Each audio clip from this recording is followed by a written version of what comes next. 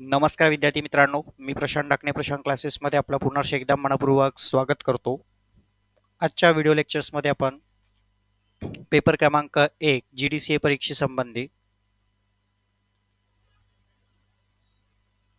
Paper 1 paper 1 मधला सहकारी गृहनिर्माण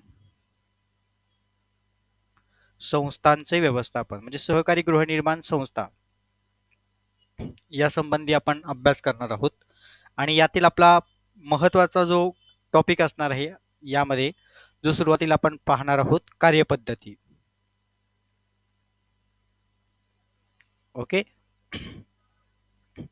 आता सहकारी गृहनिर्माण संस्थेच्या संबंधी जी कार्यपद्धती आहे, मग कार्यपद्धतीमध्ये म्हणजेच नक्की काय, तर यामध्ये आपण त्याला म्हणतो कामकाज. ओके. मग संस्थेच्या दृष्टीने कामकाज कशा पद्धतीने पार पाडलं पाहिजे आणि कामकाजामध्ये कोणकोणत्या महत्त्वाच्या गोष्टींचा उल्लेख असणं आवश्यक आहे, किंवा कामकाजासंबंधीच्या म्हणजे संहिता जिला आपण म्हणतो संहितेचा त्या ठिकाणी ती निर्माण करण्यामागचा उद्देश काय होता, म्हणून आपला आजचा जो टॉपिक आहे तो आहे संहितेचा. ओके. संहिता म्हणजे ज्याला आपण मॅन्युअल असं म्हणतो. सहकारी गृहनिर्माण संस्था जेव्हा उभी केल्या जातात त्या सहकारी गृहनिर्माण संस्थांमध्ये होणारे वाद तंटा भांडणं, त्यासोबतच सहकारी संस्थांमध्ये जे त्या ठिकाणी दैनंदिन कामकाज आहे या दैनंदिन कामकाजामध्ये योग्य ती सुधारणा होण्यासाठी, तसेच व्यवहारात्मक ज्या अडचणी त्रुटी समस्या ज्या निर्माण होतात यावरती कुठेतरी योग्य ते मार्गदर्शन देण्यासाठी सहकारी गृहनिर्माण संस्थांमध्ये एक मार्गदर्शक पुस्तिका जिलाच आपण कॉपरेटिव्ह हाऊसिंग सोसायटी मॅन्युअल असं म्हणतो, म्हणजे सहकारी गृहनिर्माण संस्थेच्या कामकाजाची संहिता. मग ह्या कामकाजाच्या संहितावरती आम्हाला पेपरला एक महत्त्वाचा प्रश्न विचारला जातो. आधी तो प्रश्न नोट डाऊन करून घ्या. सहकारी गृहनिर्माण संस्थांमधील कामकाजाच्या संहितेचं म्हणजेच मॅन्युअलचं उद्देश व महत्त्व स्पष्ट करा. उद्देश व महत्त्व स्पष्ट करा. ओके. विद्यार्थी मित्रांनो, तुम्ही जर आपल्या चॅनलला नवीन असाल तर आपल्या चॅनल नक्की सबस्क्राईब करा, बेल आयकॉनला क्लिक करा, जेणेकरून आपले नवनवीन महत्त्वपूर्ण व्हिडिओज हे तुमच्यापर्यंत पोहोचतील. तर उद्देश व महत्त्वामध्ये अभ्यास करत असताना यामध्ये आपल्याला अगदी बेसिक कन्सेप्ट जी क्लिअर असली पाहिजे ती म्हणजे आपल्या संहितेची म्हणजेच कार्यपुस्तिकेची. ओके. जिला आपण मॅन्युअल असं म्हणतो. मग सहकार कायदा, नियम, उपविधी या कायदेशीर तरतुदींचं पालन करून त्यांची प्रभावी अंमलबजावणी होण्यासाठी व संस्था तसेच निबंधक स्तरावर एखाद्या तक्रारीबाबत अथवा प्रश्नाबाबत येणाऱ्या निर्णयामध्ये संपूर्ण राज्यामध्ये एकसूत्रीपणा व एकसारखेपणा आणण्यासाठी अशा प्रकारची सहकारी गृहनिर्माण संस्था म्हणजेच कामकाज संहिता कॉपरेटिव्ह हाऊसिंग सोसायटी मॅन्युअल असल्यास संस्थांच्या पदाधिकाऱ्यांना दैनंदिन कामकाजांना व्यवहार करण्यासाठी तसेच इतर तंटा भांडणं समस्या त्यावरती निर्माण होणारे प्रश्न सोडवण्यासाठी एक मार्गदर्शक म्हणून या संहितेची म्हणजेच या कॉपरेटिव्ह हाऊसिंग सोसायटीच्या मॅन्युअलची त्या ठिकाणी त्यांना मदत होत असते. म्हणून या उद्देशाने प्रामुख्याने कामकाज संहिता या ठिकाणी तयार करण्यात आली आहे. इथपर्यंत पॉइंट क्लिअर. त्यानंतर आता आपल्याला उद्देश पेपरला हा तुम्हाला 10 ते 15 मार्काला प्रश्न येतो. आणि आजच्या ह्या लेक्चरमध्ये आपण परीक्षा ओरिएंटल असणारे महत्त्वाचे घटक शॉर्टमध्ये अभ्यासणार आहोत पार्ट 1 मध्ये, आणि पार्ट 2 मध्ये मी तुम्हाला आणखीन पुढचे 3-4 टॉपिक आहेत ते त्यामध्ये कव्हर होतील. एवढे 2 व्हिडिओ लेक्चर तुम्ही जर पेपर 1 चे पाहिले तर तुम्हाला सविस्तर प्रश्नाला कोणतीच अडचण येणार नाही, त्यामुळे व्हिडिओ शेवटपर्यंत नक्की बघायचे आहे. आता संहिता तयार करताना म्हणजे जी आम्हाला कार्यपुस्तिका तयार करताना गृहनिर्माण संस्थांशी संबंधित सर्व प्रश्नांची उत्तरे आपल्याला लगेच त्या ठिकाणी देता येणार नाही ना. मग त्या गोष्टी या कार्यपुस्तिकेमध्ये नमूद करणं आवश्यक आहे.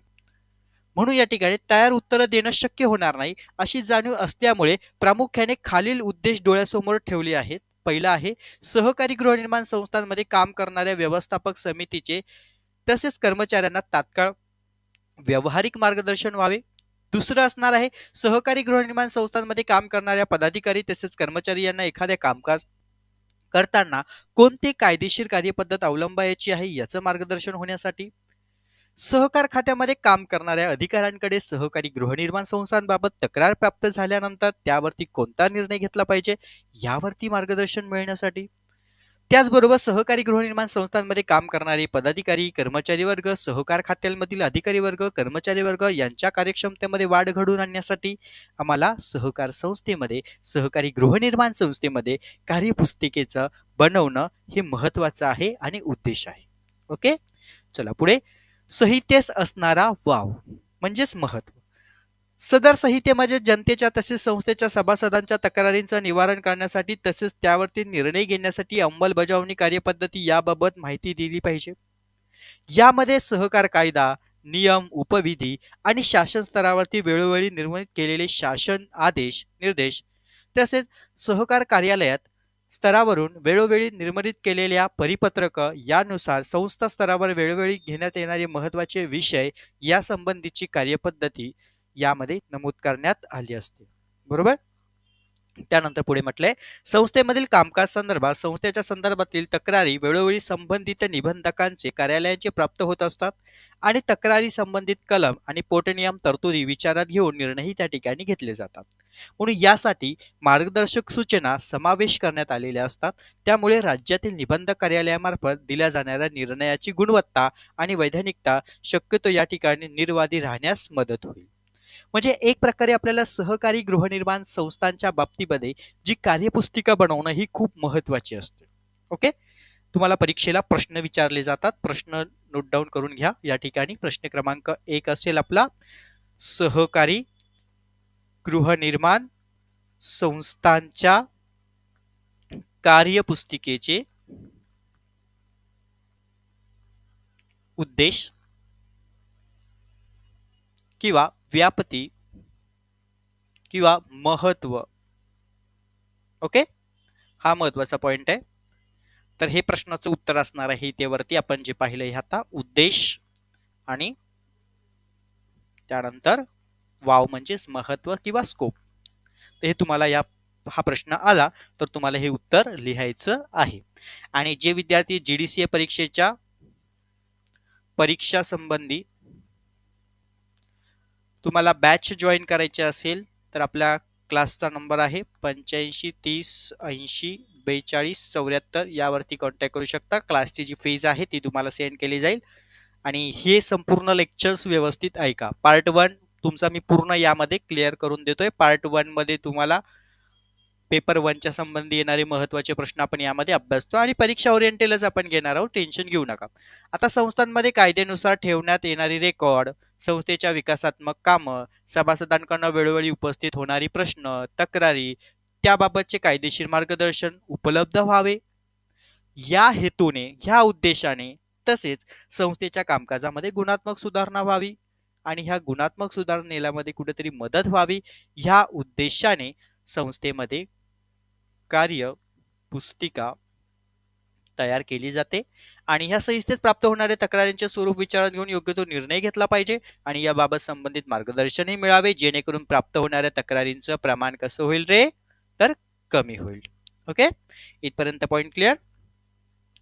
चलो, आता आपल्याला 1 बाय 1 कन्सेप्ट अभ्यासायचे आहेत. सर्वजण रेडी आहेत.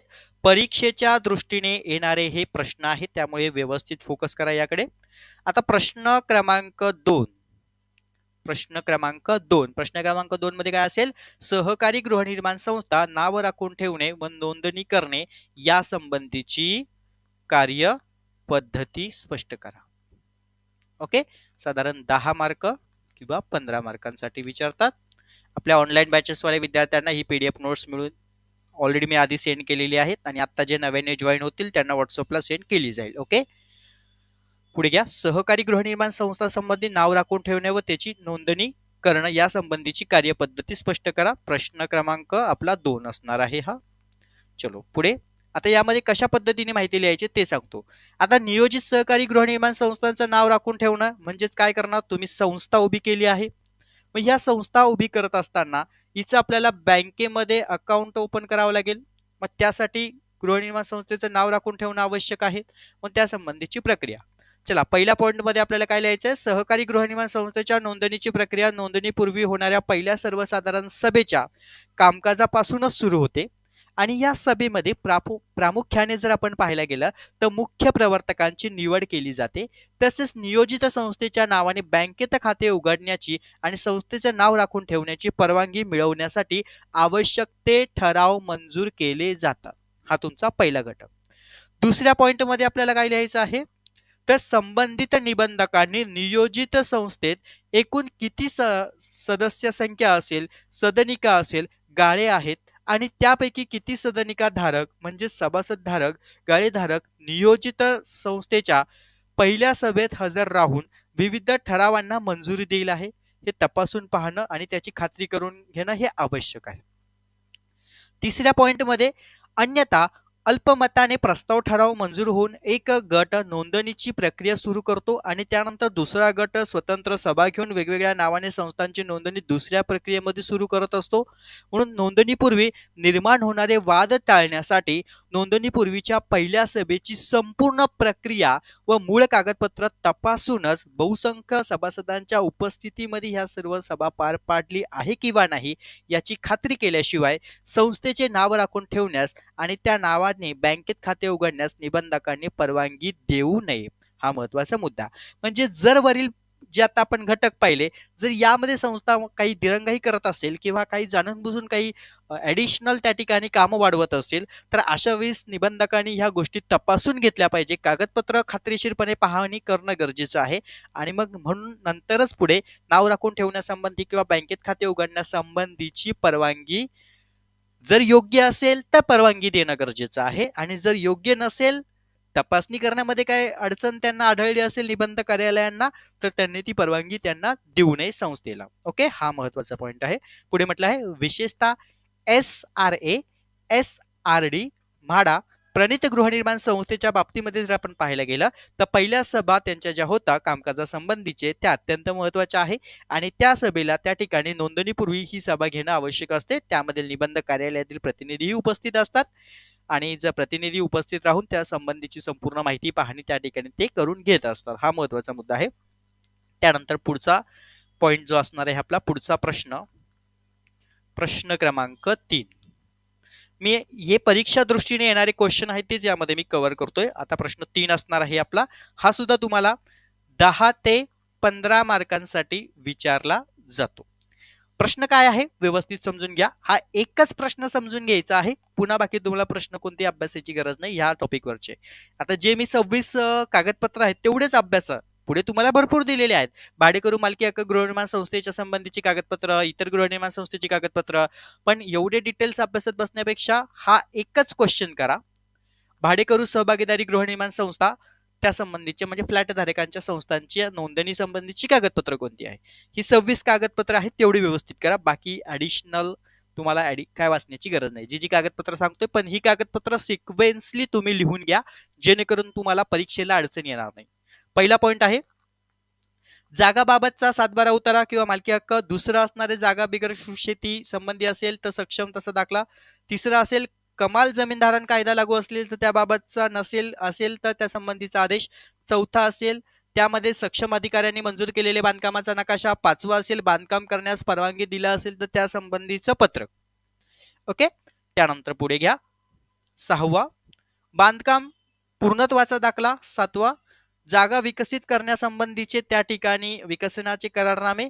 8वा जागेचं कुलभूमुख पत्र. 9 जागा निर्वेद्य असल्याबाबतचा टायटल सर्च. 10 फ्लॅट खरेदीदाराचा करारनामा. 11 रचनात्मक यांचा बांधकाम करण्याबाबतचा दाखला. 12 सभासदांची यादी. 13 संस्थेची योजना. 14 नाव आरक्षणाबाबतचे अर्ज. 15 संस्था नोंदणीसाठी कमीत कमी 10 सभासदांची आवश्यकता. रिकामी जागेला प्रश्न येतो हा. संस्था नोंदणीसाठी कमीत कमी किती सभासदांची आवश्यकता पाहिजे तर 10 सभासदांची आवश्यकता पाहिजे. पुढे 16 संस्था नोंदणीसाठी अ नमुना. 17 संस्थाची माहिती ब नमुन्यात. 18 संस्थांचे जी काही सभासदांची माहिती आहे क नमुन्यामध्ये आणि सभासदांच्या हिशोबाचे पत्रक ड नमुन्यामध्ये. ओके, 18 झाले. 19 20 21 22 23 24 25 आणि हे 26. ओके, हे 26 डॉक्युमेंट आहे. संस्थेचे मुख्य प्रवर्तकांनी 100 रुपये स्टॅम्प पेपरवरती नोटरीज केलेलं हमीपत्रक, संस्थेचे बिल्डर प्रमोटर असतील त्यांचंही हमीपत्रक, सभासदांचे प्रतिज्ञापत्र 10 सभासद जे आवश्यक आहे. ओके, त्यानंतर पुढे सहकार आयुक्त निबंधक सहकारी संस्था महाराष्ट्र राज्य पुणे यांनी मान्यता दिलेल्या उपविधीच्या 2 प्रती. आता इथे 2 प्रती असतात, पण उपविधीच्या 4 प्रती असणं आवश्यक आहे. संस्थेकडे पण आणि कार्यालयाकडे पण देणं गरजेचं आहे. ओके, संस्था नोंदणी झाल्यावरती बालकामगार कामाला ठेवणार नसेल याबाबतचे मुख्य प्रवर्तक हमीपत्रक देणं गरजेचं आहे. तसेच प्रवर्तक सभासदांचा भाग प्रत्येकी रुपये 500 रुपये, म्हणजे प्रत्येक सभासदाने किमान 500 रुपयाचा भाग व 100 रुपये प्रवेश फी या संबंधीची माहिती आणि बँकेच्या शिल्लकेचा दाखला, म्हणजे बँकेमध्ये किती शिल्लक आहे आणि शासकीय कोषामध्ये जी नोंदणी फी दिलेली आहे ती नोंदणी फी तुम्हाला भरणं आवश्यक आहे. या सर्व कागदपत्र आपल्याला या ठिकाणी सहकारी संस्थांची नोंदणी म्हणजेच भाडेकरू सहभागीदारी गृहनिर्माण संस्थांच्या नोंदणीसाठी ही एवढी सर्व कागदपत्र तुम्हाला असणं आवश्यक आहे. आणि परीक्षेला तुम्हाला हा 100% प्रश्न येतो, त्यामुळे याकडे व्यवस्थित लक्ष द्यायचं आहे. ओके, तर प्रश्न 3 व्यवस्थित समजला आपला. आपण परीक्षा ओरिएंटेड असणारे प्रश्न घेतो, यामध्ये जास्त ऍडिशनल नाही. आता पुढे जे कागदपत्र दिलेली आहे तर तुम्हाला याची PDF नोट्स आपल्या क्लासचे विद्यार्थी आहेत त्यांना मिळून जाईल.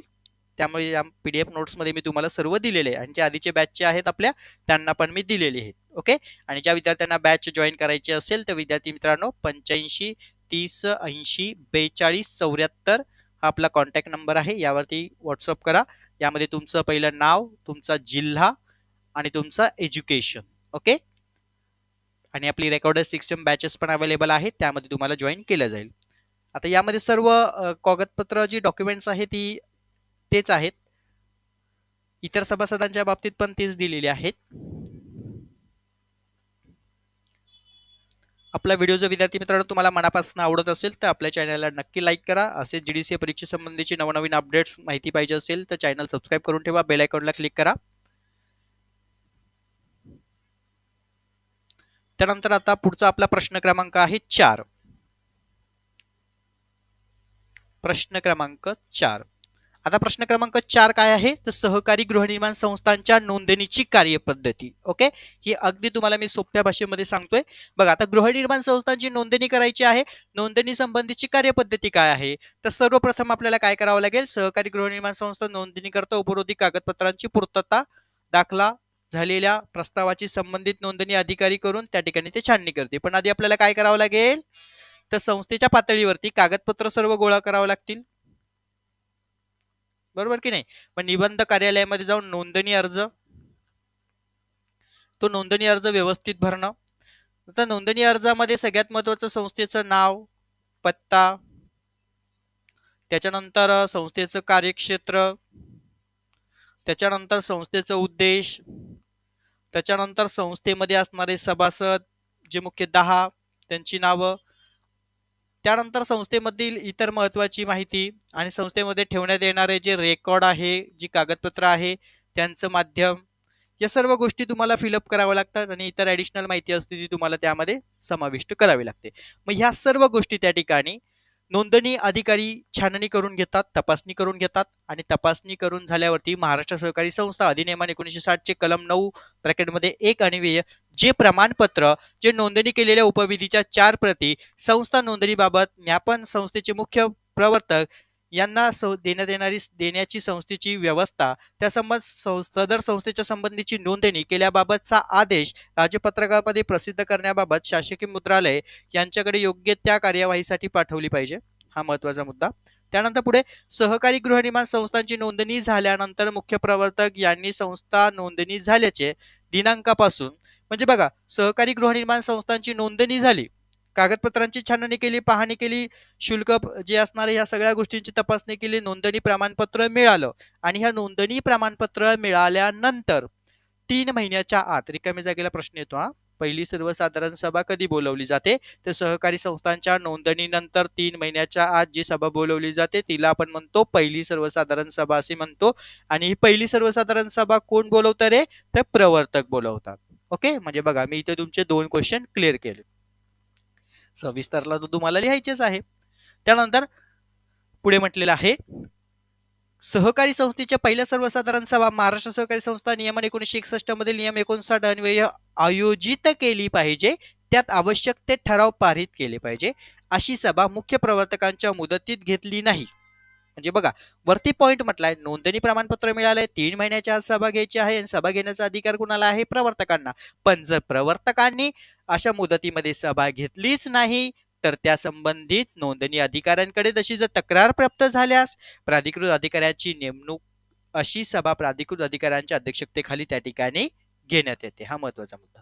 पुढे, संस्थेची नोंदणी करण्याच्या संबंधी म्हणजे संस्थांची नोंदणी करण्याचे नाकारल्यास तसा बोलका आदेश नोंदणी अधिकाऱ्याने पारित करून संबंधितांना त्यांची प्रत देणं आवश्यक आहे आणि या निर्णयाविरुद्ध लगतच्या वरिष्ठ अधिकाऱ्यांकडे कलम 152 नुसार अपील दाखल करता येतो. हा एक महत्वाचा मुद्दा. पुढे, संस्थेच्या नोंदणीबाबत विहित मुदतीत संस्थेच्या नोंदणी प्रस्ताव निबंधक कार्यालयाकडे केल्यापासून 2 महिन्याच्या आत किती 2 महिन्याच्या आत मुदती संबंधीचा निर्णय घेणं आवश्यक आहे आणि असा निर्णय 2 महिन्याच्या मुदतीत न घेतल्यास तो प्रस्ताव वरिष्ठ अधिकाऱ्यांकडे पाठवणं आवश्यक असतं. पहिल्या सभेस सहकारी संस्थेचे हजर असतील असे सांगता येत नाही, म्हणून पहिल्या सभेत सहकारी अधिकाऱ्यांसोबत जे जिल्हा फेडरेशन पदाधिकारी असतात, प्रतिनिधी असतात, ते हजर राहण्याबाबत नोंदणी संबंधीच्या ज्ञापनात नमूद करावे, जेणेकरून कामकाजासंबंधी त्याच्याप्रमाणे उपविधी संबंधी माहिती पहिल्या सभेमध्ये सभासदांना देता येते. इथपर्यंत पॉइंट क्लिअर झाला. नोंदणीच्या कार्यपद्धती संबंधीची माहिती. ओके, प्रश्न 4 मध्ये आपण हे अभ्यासलं. आता पुढे आपल्याला प्रश्न क्रमांक किती 5, बरोबर की नाही. आता प्रश्न क्रमांक 4 आपण काय बघितला होता रे? तर सहकारी गृहनिर्माण संस्थांच्या नोंदणीची कार्यपद्धती. आणि प्रश्न जो आता आपला 5 असणार आहे, सभासद. हा खूप महत्वाचा टॉपिक आहे. ओके, या सभासदासंबंधीचे आम्हाला परीक्षेला सेपरेट क्वेश्चन विचारतात, टिपा लिहामध्ये विचारतात, सविस्तरलाही विचारतात. ओके, सभासद, व्यवस्थापक समिती, सभासदांचे हक्क, कर्तव्य, जबाबदाऱ्या. यामध्ये आपल्याला प्रामुख्याने सभासदांच्या संकल्पनेवरती आधारित सभासद ही संकल्पना आहे. तर सभासद म्हणजे थोडक्यात काय की सहकारी संस्थेने नोंदणी प्रकरणात ज्याचे नाव समाविष्ट केले आहेत. म्हणजे बघा, आता नोंदणी करताना आपण पाहिलं होतं की नाही, मुख्य 10 व्यक्ती हे पण सभासद आहेत. त्याच्यानंतर नोंदणी प्रमाणपत्र मिळालं. नोंदणी प्रमाणपत्र नंतर जो व्यक्ती सहकारी संस्थेमध्ये सभासदत्व होऊ इच्छित असेल की स्वतःहून स्वइच्छेने सभासद होत असेल तर त्यांनी काय करायचं? अर्ज करायचा. कशा संबंधी? सभासद नोंदणी संबंधी. सभासद नोंदणी संबंधी अर्ज करायचा. मग पुढे त्यांनी म्हटलेलं आहे की संस्थेने नोंदणी प्रकरणामध्ये ज्या सभासदाचं नाव समाविष्ट केलेलं आहे किंवा नोंदणीनंतर ज्याला सभासदत्व दिले आहे, मग अर्ज केला, संस्थेकडे नोंदणीचा सभासदत्वाचा अर्ज आला, संस्थेने तो अर्जाची छाननी केली आणि मग विशिष्ट व्यक्तीने अटी नियमांचं पालन केलं आहे, मग त्याला ते सभासदत्व दिलं आहे. मग अशी व्यक्ती किंवा संस्था, ट्रस्ट किंवा कंपनी, त्यांना आपण काय म्हणणार रे? सभासद असे म्हणणार. अशा सभासदाचे भाग दाखल्यावर एकमेव नाव असते.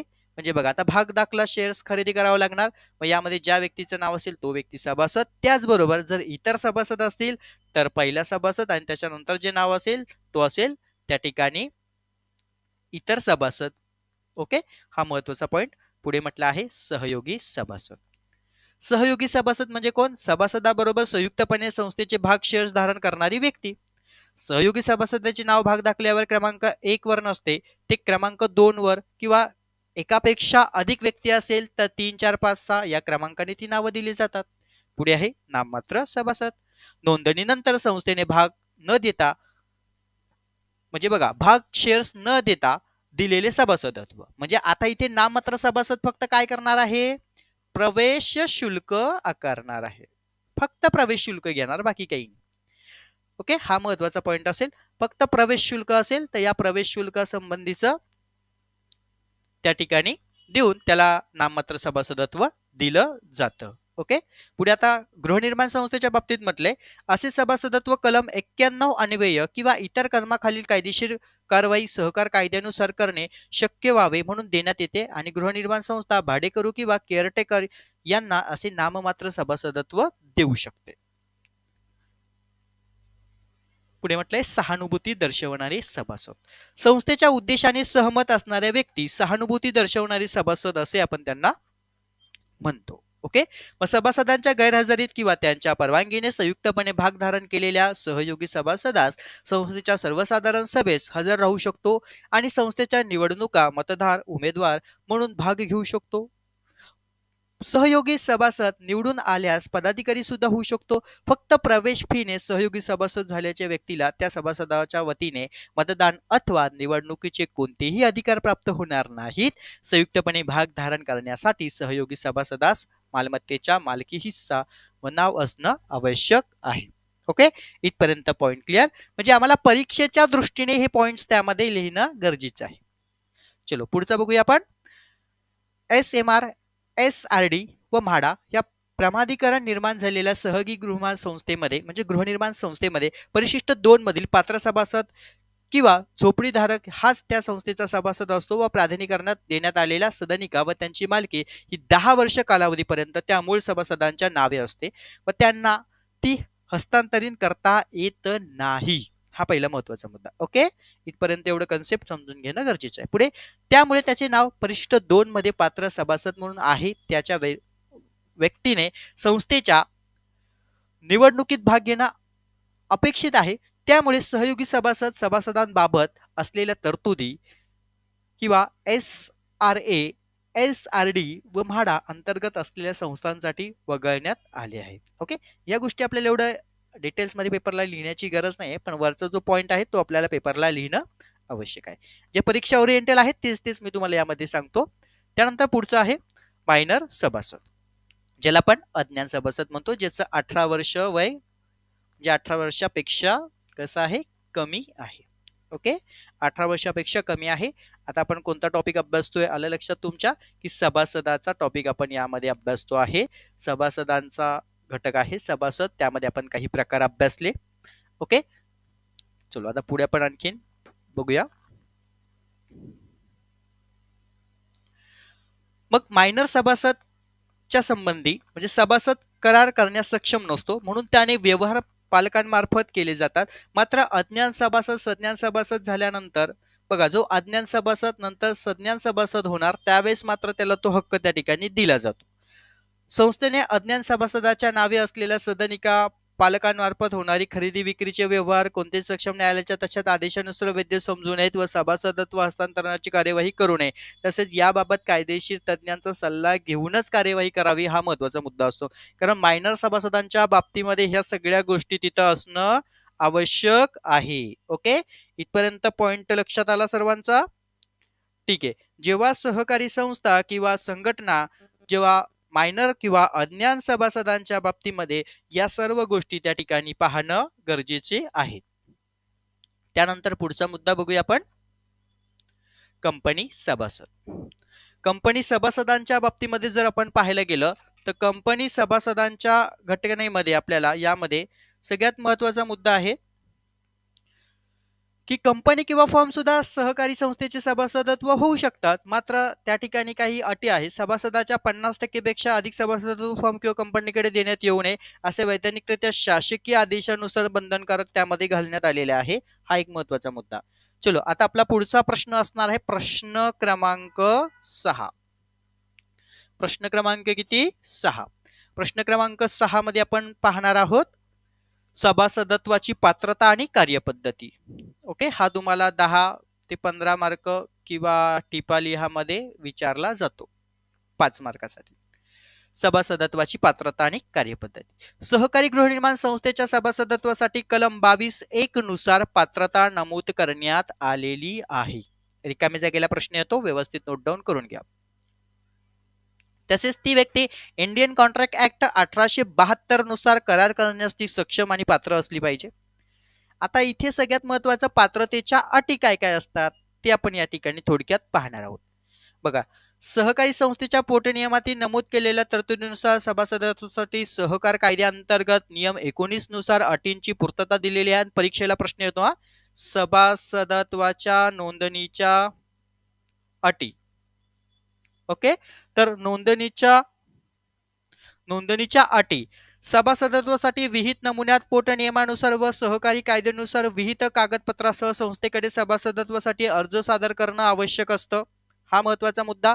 दुसरं, आपण वरती जसं नोंदणीच्या प्रक्रियेमध्ये पाहिलं, निबंध कार्यालयामध्ये सहकार संस्थांच्या नोंदणी करण्यासाठी अर्ज करावा लागतो, तसंच आता सभासदत्व व्हायचं असेल संस्थेचं तर पहिलं आपल्याला नोंदणीमध्ये दिलेल्या अटी आणि काही शुल्क, त्याच्यानंतर किमान भाग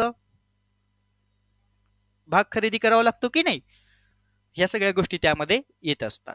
सभासदत्वासाठी विहित नमुन्यात पोट नियमानुसार व सहकारी कायद्यानुसार विहित नमुन्यात कागदपत्र संस्थांकडे नोंदणी अर्जासोबत सभासदत्वाच्या अर्जासोबत त्या ठिकाणी पाठवणं गरजेचे आहे. त्यानंतर सभासदत्व अर्जास व्यवस्थापक समितीने त्यानंतर सर्वसाधारण समितीने मंजुरी देणं गरजेचं आहे. म्हणजे आलेल्या अर्जाची काय करणार आहे, छाननी करणं, तपासणी करणं. कायदा नियम पोट नियमानुसार पात्रता धारण करणं आवश्यक आहे. व्यक्ती व्यतिरिक्त कंपनी, फर्म, ट्रस्ट, संस्था पण काय करू शकते, सभासदत्व स्वीकारू शकते. सभासदत्व अर्जासोबत अधिकार देण्याबाबतचा ठराव जोडणं आवश्यक आहे. आता एक गोष्ट लक्षात घ्या, जर सहकारी संस्थेच्या सभासदत्वासंबंधी म्हणजे इथं अटी तर आपण पाहिल्या, पण इथं आणखीन एक पॉइंट म्हटलंय की पात्रता, बरोबर. दुसरं आता पात्रतेमध्ये थोडक्यात तुम्हाला सांगतो की ती व्यक्ती भारतीय रहिवासी असली पाहिजे किंवा महाराष्ट्रामधली ती व्यक्ती रहिवासी असली पाहिजे. दुसऱ्या पॉइंटमध्ये ती कार्यक्षेत्रामध्ये रहिवासी असली पाहिजे, म्हणजे ती एक तर महाराष्ट्रीय रहिवासी. दुसरं, यामध्ये सगळ्यात महत्वाचा पॉइंट असणार आहे की नियम अटींची पालन करणे. ओके, नियम अटींचं पालन करणे. त्यानंतर तिसरी जी अट असणार आहे ती कार्यक्षेत्रामध्ये. समजा आता एखाद्या सहकार संस्थेचं कार्यक्षेत्र अहमदनगर असेल तर ती त्या नगर क्षेत्रामध्ये कार्यरत असणं आवश्यक आहे, हा महत्वाचा मुद्दा आहे. ओके, तशात ती व्यक्ती सज्ञान असली पाहिजे, म्हणजे जिचं 18 वर्ष वय पूर्ण असणं आवश्यक आहे. आणि इंडियन कॉन्ट्रॅक्ट ऍक्ट नुसार आपण पाहिलं की ती करार करण्यास सक्षम असली पाहिजे. या त्या पात्रतेच्या थोडक्यात अटी आहेत. त्यानंतर पुढे संस्थेने सभासदत्व अर्ज न घेणं. आता इकडे एक लक्ष द्या, XYZ या ठिकाणी हा एक व्यक्ती आहे असं आपण गृहीत धरूया, आणि याने संस्था, म्हणजे इथे आपण आहे संस्था. ओके, आता ह्या व्यक्तीला ह्या संस्थेचं काय व्हायचंय, सभासद व्हायचं, बरोबर. मग आता सभासद होत असताना ही व्यक्ती काय करेल, अर्ज करेल. कुणाला अर्ज करेल, संस्थेला अर्ज करेल, बरोबर. पण काय म्हटलंय, संस्थेने सभासदत्वाचा अर्ज न घेणे. जर संस्थेने सभासदत्वाचा म्हणजे संस्थेने या सभासदाचा अर्जच घेतला नाही, काय अर्जच घेतला नाही, तर अशा वेळी सभासदाने काय केलं पाहिजे, म्हणजे मग सभासदाने काय करावे, प्रश्नचिन्ह निर्माण होतं की नाही. आता ही व्यक्ती आहे, या व्यक्तीने संस्थेमध्ये सभासदत्वासाठी अर्ज सादर केला आहे, आणि अर्ज सादर केल्यावरती संस्थेने त्याचा तो अर्जच घेतला नाही, नाकारला, तर काय करावे सभासदाने, प्रश्नचिन्ह निर्माण होतो की नाही. मग त्या संबंधीची प्रक्रिया पुढे दिलेली आहे. म्हणून तुम्हाला परीक्षेला पण हा एक प्रश्न विचारला जातो की सभासदाने काय केलं पाहिजे. ओके, मग सभासदाने काय काय गोष्टी त्या ठिकाणी करणं आवश्यक आहे ते आपण यामध्ये पाहतोय.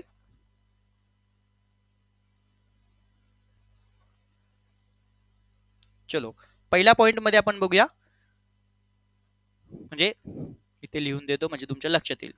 सभासद अर्ज न घेणे संस्थांनी. ओके, मग त्या ठिकाणी सभासदाने काय केले पाहिजे.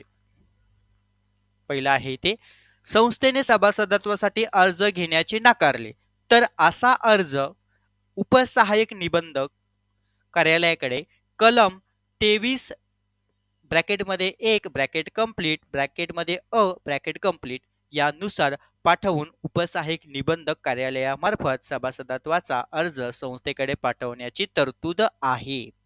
हा महत्वाचा पॉइंट आहे. पहिल्या घटकांमध्ये काय म्हटलं आहे, जर तुमचा सभासदत्व नाकारलं तर घाबरण्याची काही गरज नाहीये. उपसहाय्यक निबंधक कार्यालयाकडे तुम्ही कलम 23 ब्रॅकेटमध्ये 1 bracket complete bracket bracket complete नुसार तुम्ही त्या ठिकाणी उपसहाय्यक निबंधकांच्या कार्यालयाकडे अर्ज पाठवू शकता.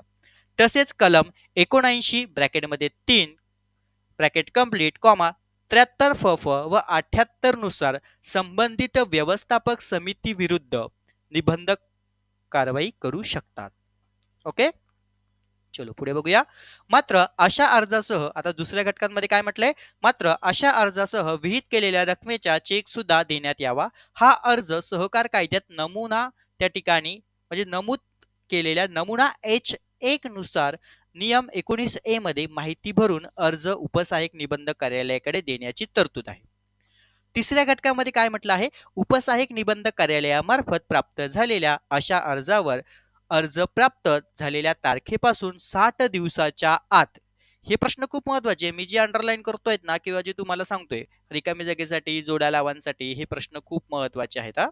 जसे की कलम 23 ब्रॅकेटमध्ये 1 ब्रॅकेट कंप्लीट ब्रॅकेट अ ब्रॅकेट कंप्लीट, तसंच इथे उपसहाय्यक निबंधक कार्यालयात प्राप्त झालेल्या अशा अर्जावर अर्ज प्राप्त झाल्यास तारखेच्या 60 दिवसाच्या आत संस्थेने सभासदत्व दिले किंवा कसे याचा स्पष्ट निर्णय अर्जदारांना कळवणे बंधनकारक आहे.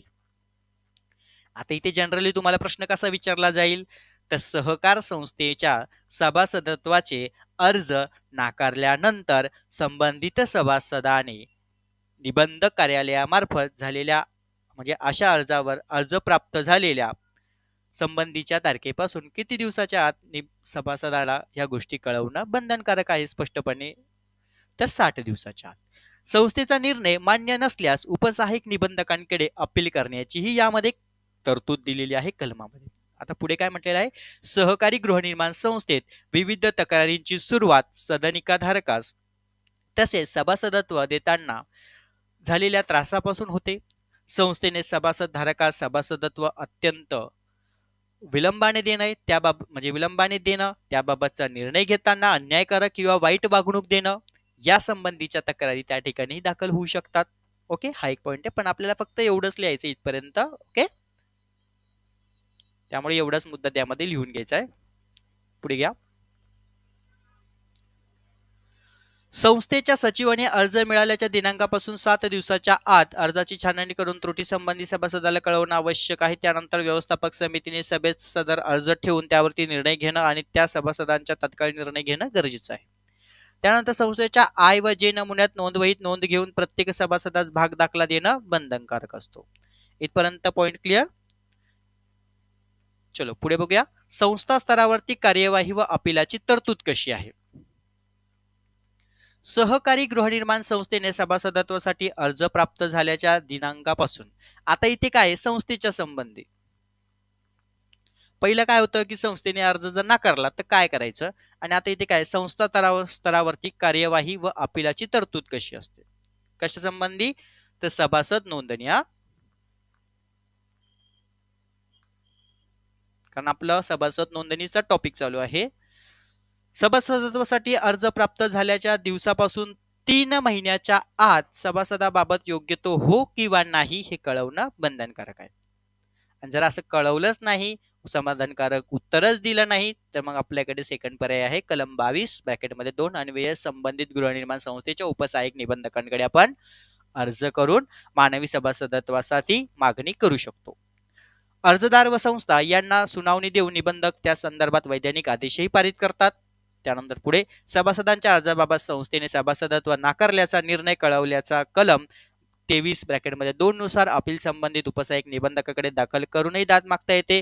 सदर अपिलाचे अर्जदार व गृहनिर्माण संस्था यांना बोलावून सुनावणी घेऊन उपसहाय्यक निबंधक त्याच्यावरती योग्य तो निर्णय देत असतात. वरील क्रमांक आणि ब मधील निर्णय अर्जदाराच्या विरोधात दिला तर अर्जदार विभागीय सहनिबंधकांकडे अपील पुनर्निरीक्षणासंबंधीचा अर्जही दाखल करून दाद मागू शकतात. अपिलातील निर्णयाविरुद्ध शासनाकडे व पुनर्निरीक्षणाबाबत अर्जातील निर्णयाविरुद्ध माजी उच्च न्यायालयामध्ये रिट पिटिशन दाखलही करून घेऊ शकतात. हा महत्वाचा मुद्दा.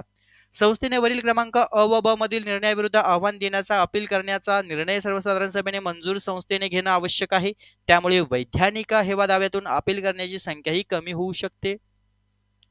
आणि पुढे म्हटलंय, निबंधकांनी दिलेल्या आदेशास संस्थेने आव्हान न देता संबंधित व्यक्तीला सभासदत्व न दिल्यास त्याने निबंधकाकडे अर्ज करणे आवश्यक आहे व त्यावर निबंधक कलम 79 ब्रॅकेटमध्ये 2 ब्रॅकेट कंप्लीट ब्रॅकेटमध्ये अ ब्रॅकेट कंप्लीट अन्वय निर्देशित देऊन तरी सुद्धा संस्थे निर्देशांचे पालन न केल्यास कलम 79 ब्रॅकेटमध्ये 2 ब्रॅकेट कंप्लीट ब्रॅकेट ब ब्रॅकेटमध्ये ब ब्रॅकेट कंप्लीट अन्वय प्राधिकृत अधिकाऱ्यांची नियुक्ती करून सभासदत्व देण्याची कार्यवाही करून घेतली. ओके, हा महत्वाचा मुद्दा आहे. म्हणजे इथे कारवाई करून घेतली जाते. जर तरी त्याने पालन नाही केलं तर शेवटी निबंधकांच्या माध्यमातून तुम्हाला ते प्राधिकृत अधिकाऱ्यांच्या नियुक्ती करून तुम्हाला ते सभासदत्व त्या ठिकाणी दिलं जातं. हा महत्वाचा मुद्दा आहे. ओके, त्यानंतर पुढे आपला प्रश्न क्रमांक 7. प्रश्न क्रमांक 7 आहे. आता पुढचा आपला प्रश्न क्रमांक 7 मध्ये काय म्हटलेलं आहे, नॉमिनेशन व नॉमिनीस वारस हक्क जे आपले असणार आहेत त्या संबंधीची माहिती आपल्याला आता यामध्ये बघायची. मग यावरती परीक्षेला प्रश्न कसा विचारला जातो हे आपण थोडक्यात आता समजून घ्या. नॉमिनेशन किंवा नॉमिनीस सभासदत्व हस्तांतरणाची कार्यपद्धती म्हणजेच काय, वारस लिहून घ्या, वारस हक्क नोंद. प्रत्येक सभासदाला वारसाची नोंद करणं गरजेचं आहे, नॉमिनेशनची नोंद करणं गरजेचं आहे आणि प्रत्येक सभासदाने नॉमिनीस आपल्या संस्थेमध्ये लावणं बंधनकारक असतो. पोट नियम क्रमांक 32 व 33 नुसार सभासद विहित केलेल्या नमुन्यामध्ये संस्थेकडे नामनिर्देशन करण्याबाबतचा अर्ज करू शकते. अशा अर्जाची संस्थेच्या सचिवाला दिलेली म्हणजे अशा अर्जाची संस्थेच्या सचिवाने दिलेली पोच पावती म्हणजेच नामनिर्देशन अर्ज त्या ठिकाणी दाखल झाले स्वीकृत झालेले असं समजावं. हा पहिला घटक. दुसरा, याशिवाय पहिल्या नामनिर्देशन अर्जासाठी संस्थेने कोणतेही फी शुल्क आकारू नये सुरुवातीला, कारण हा सभासदांचा काय असणार आहे, हक्क आहे, बरोबर की नाही, वारसाची नोंद करणं. त्यानंतर पुढे मात्र पहिले नॉमिनेशन रद्द करून दुसरे नॉमिनेशन केल्यास त्यानंतर केलेल्या प्रत्येक नॉमिनेशनची साठी 50 रुपये एवढी फी संस्थेने आकारणं गरजेचं आहे. ही कार्यपुस्तिकेमध्ये दिलेली माहिती ही तुम्हाला मी व्यवस्थित समजून सांगतोय की जेणेकरून आपल्याला परीक्षेला ह्या गोष्टी त्या ठिकाणी ऍडिशनल लिहिता येतील. जर तुम्ही कुठे ट्रॅव्हलिंग मध्ये येता जाताना किंवा त्या ठिकाणी ऑफिस वर्किंग मध्ये तुम्ही रिकाम्या वेळा फावल्या वेळामध्ये बसला असाल तर हे संपूर्ण लेक्चर एकदा व्यवस्थित ऐका, म्हणजे जेणेकरून तुम्हाला परीक्षेला त्या ठिकाणी कोणतीच अडचण येणार नाही आणि अगदी सोप्या भाषेमध्ये मी सगळ्या गोष्टी क्लिअर करतोय. पुढे, नॉमिनेशन नोंदणी केली म्हणजेच त्यापूर्वी केलेले नॉमिनेशन आपोआपच रद्द समजावे, हा महत्वाचा मुद्दा. जर याच्या आधी नोंदणी केली होती पण पुन्हा तुम्ही दुसरी नोंदणी केली आहे तर मात्र आधीची रद्द होणार, मग दुसरी कायम राहणार. नॉमिनेशन फॉर्म मिळाल्यावर त्याची पोच संस्थेच्या सचिवाने देणं बंधनकारक गरजेचं आहे. नॉमिनेशन नाकारण्याचे संस्थेला अधिकार नाहीयेत, हा महत्वाचा पॉईंट आहे. तुम्हाला रिकामी जागा जोड्या लावा चुकी बरोबरला प्रश्न येऊ शकतो. संस्थेची पोच म्हणजेच नॉमिनेशन प्राप्त होऊन स्वीकृत केल्याचा पुरावा असतो. त्यानंतर पुढे आपल्याला सगळ्यात महत्वाचा प्रश्न जे विचारले जातात, नॉमिनेशन प्राप्त झाल्यानंतरच्या पहिल्या व्यवस्थापक समितीमध्ये सभासद नोंद वहीमध्ये सचिवाने 7 दिवसाच्या आत नामनिर्देशनची नोंद करून घेणं गरजेचं आहे. समजा आता इथे एक सभासद आहे, ओके, हा संस्थेचा सभासद आहे, त्याने भाग धारण केलेले आहे, त्याने काही प्रवेश शुल्क भरलेलं आहे, त्याचे काही महत्वाचे आणखीन त्याने भाग खरेदी केलेले आहे आणि तो संस्थेचा सभासद आहे. मग अशा भागधारकांना संबंधी किंवा त्याची जी मालमत्ता रक्कम जी असेल त्या संबंधीचं त्याला आपल्या सभासदत्वासाठी वारसाची नोंद करणं म्हणजेच नॉमिनेशन्सची नोंद करणं गरजेचं असतं. मग त्या संबंधी त्याने अर्ज पण दिला आहे. मग आलेल्या अर्जावरती त्या ठिकाणी जो संस्थेचा सचिव असेल त्या सचिवाने 7 दिवसाच्या आत त्या संबंधीचा जे काही नोंद आहे ती नोंद त्या ठिकाणी नोंद करून घेणं बंधनकारक आहे. तसेच एखाद्या दिलेले नॉमिनेशन रद्द करून दुसऱ्या नॉमिनेशन दिले तर हेच त्या ठिकाणी काय करणं गरजेचं आहे, पुन्हा त्याची नोंद करून घेणं गरजेचं आहे. सहकार कायद्यातील कलम 30 व पोटनियम 34-13 त्यानंतर A19 नुसार सभासदांच्या मृत्यूनंतर नामनिर्देशन व्यक्ती संस्थेकडे सभासदत्व हस्तांतरण अर्ज करून सभासदत्व मिळू शकते. परंतु म्हणजे बघा इथे महत्वाचा पॉइंट काय आहे की सभासद व्यक्ती, आता या सभासदाने नॉमिनेशन साठी अर्ज केला आणि इथे त्यांनी काय केलं, आपल्या मुलाचं किंवा पत्नीचं, आपण समजूया मुलाचं नाव लावलं या ठिकाणी, ओके, वारस म्हणून. आता भविष्यामध्ये या सभासदाचा म्हणजे XYZ या सभासदाचा काही कारणास्तव काय झाला रे, मृत्यू झाला आणि ह्या मृत्यूनंतर नामनिर्देशन व्यक्ती संस्थेकडे सभासदत्वासाठी हस्तांतरण अर्ज करू शकते. हा महत्वाचा मुद्दा आहे.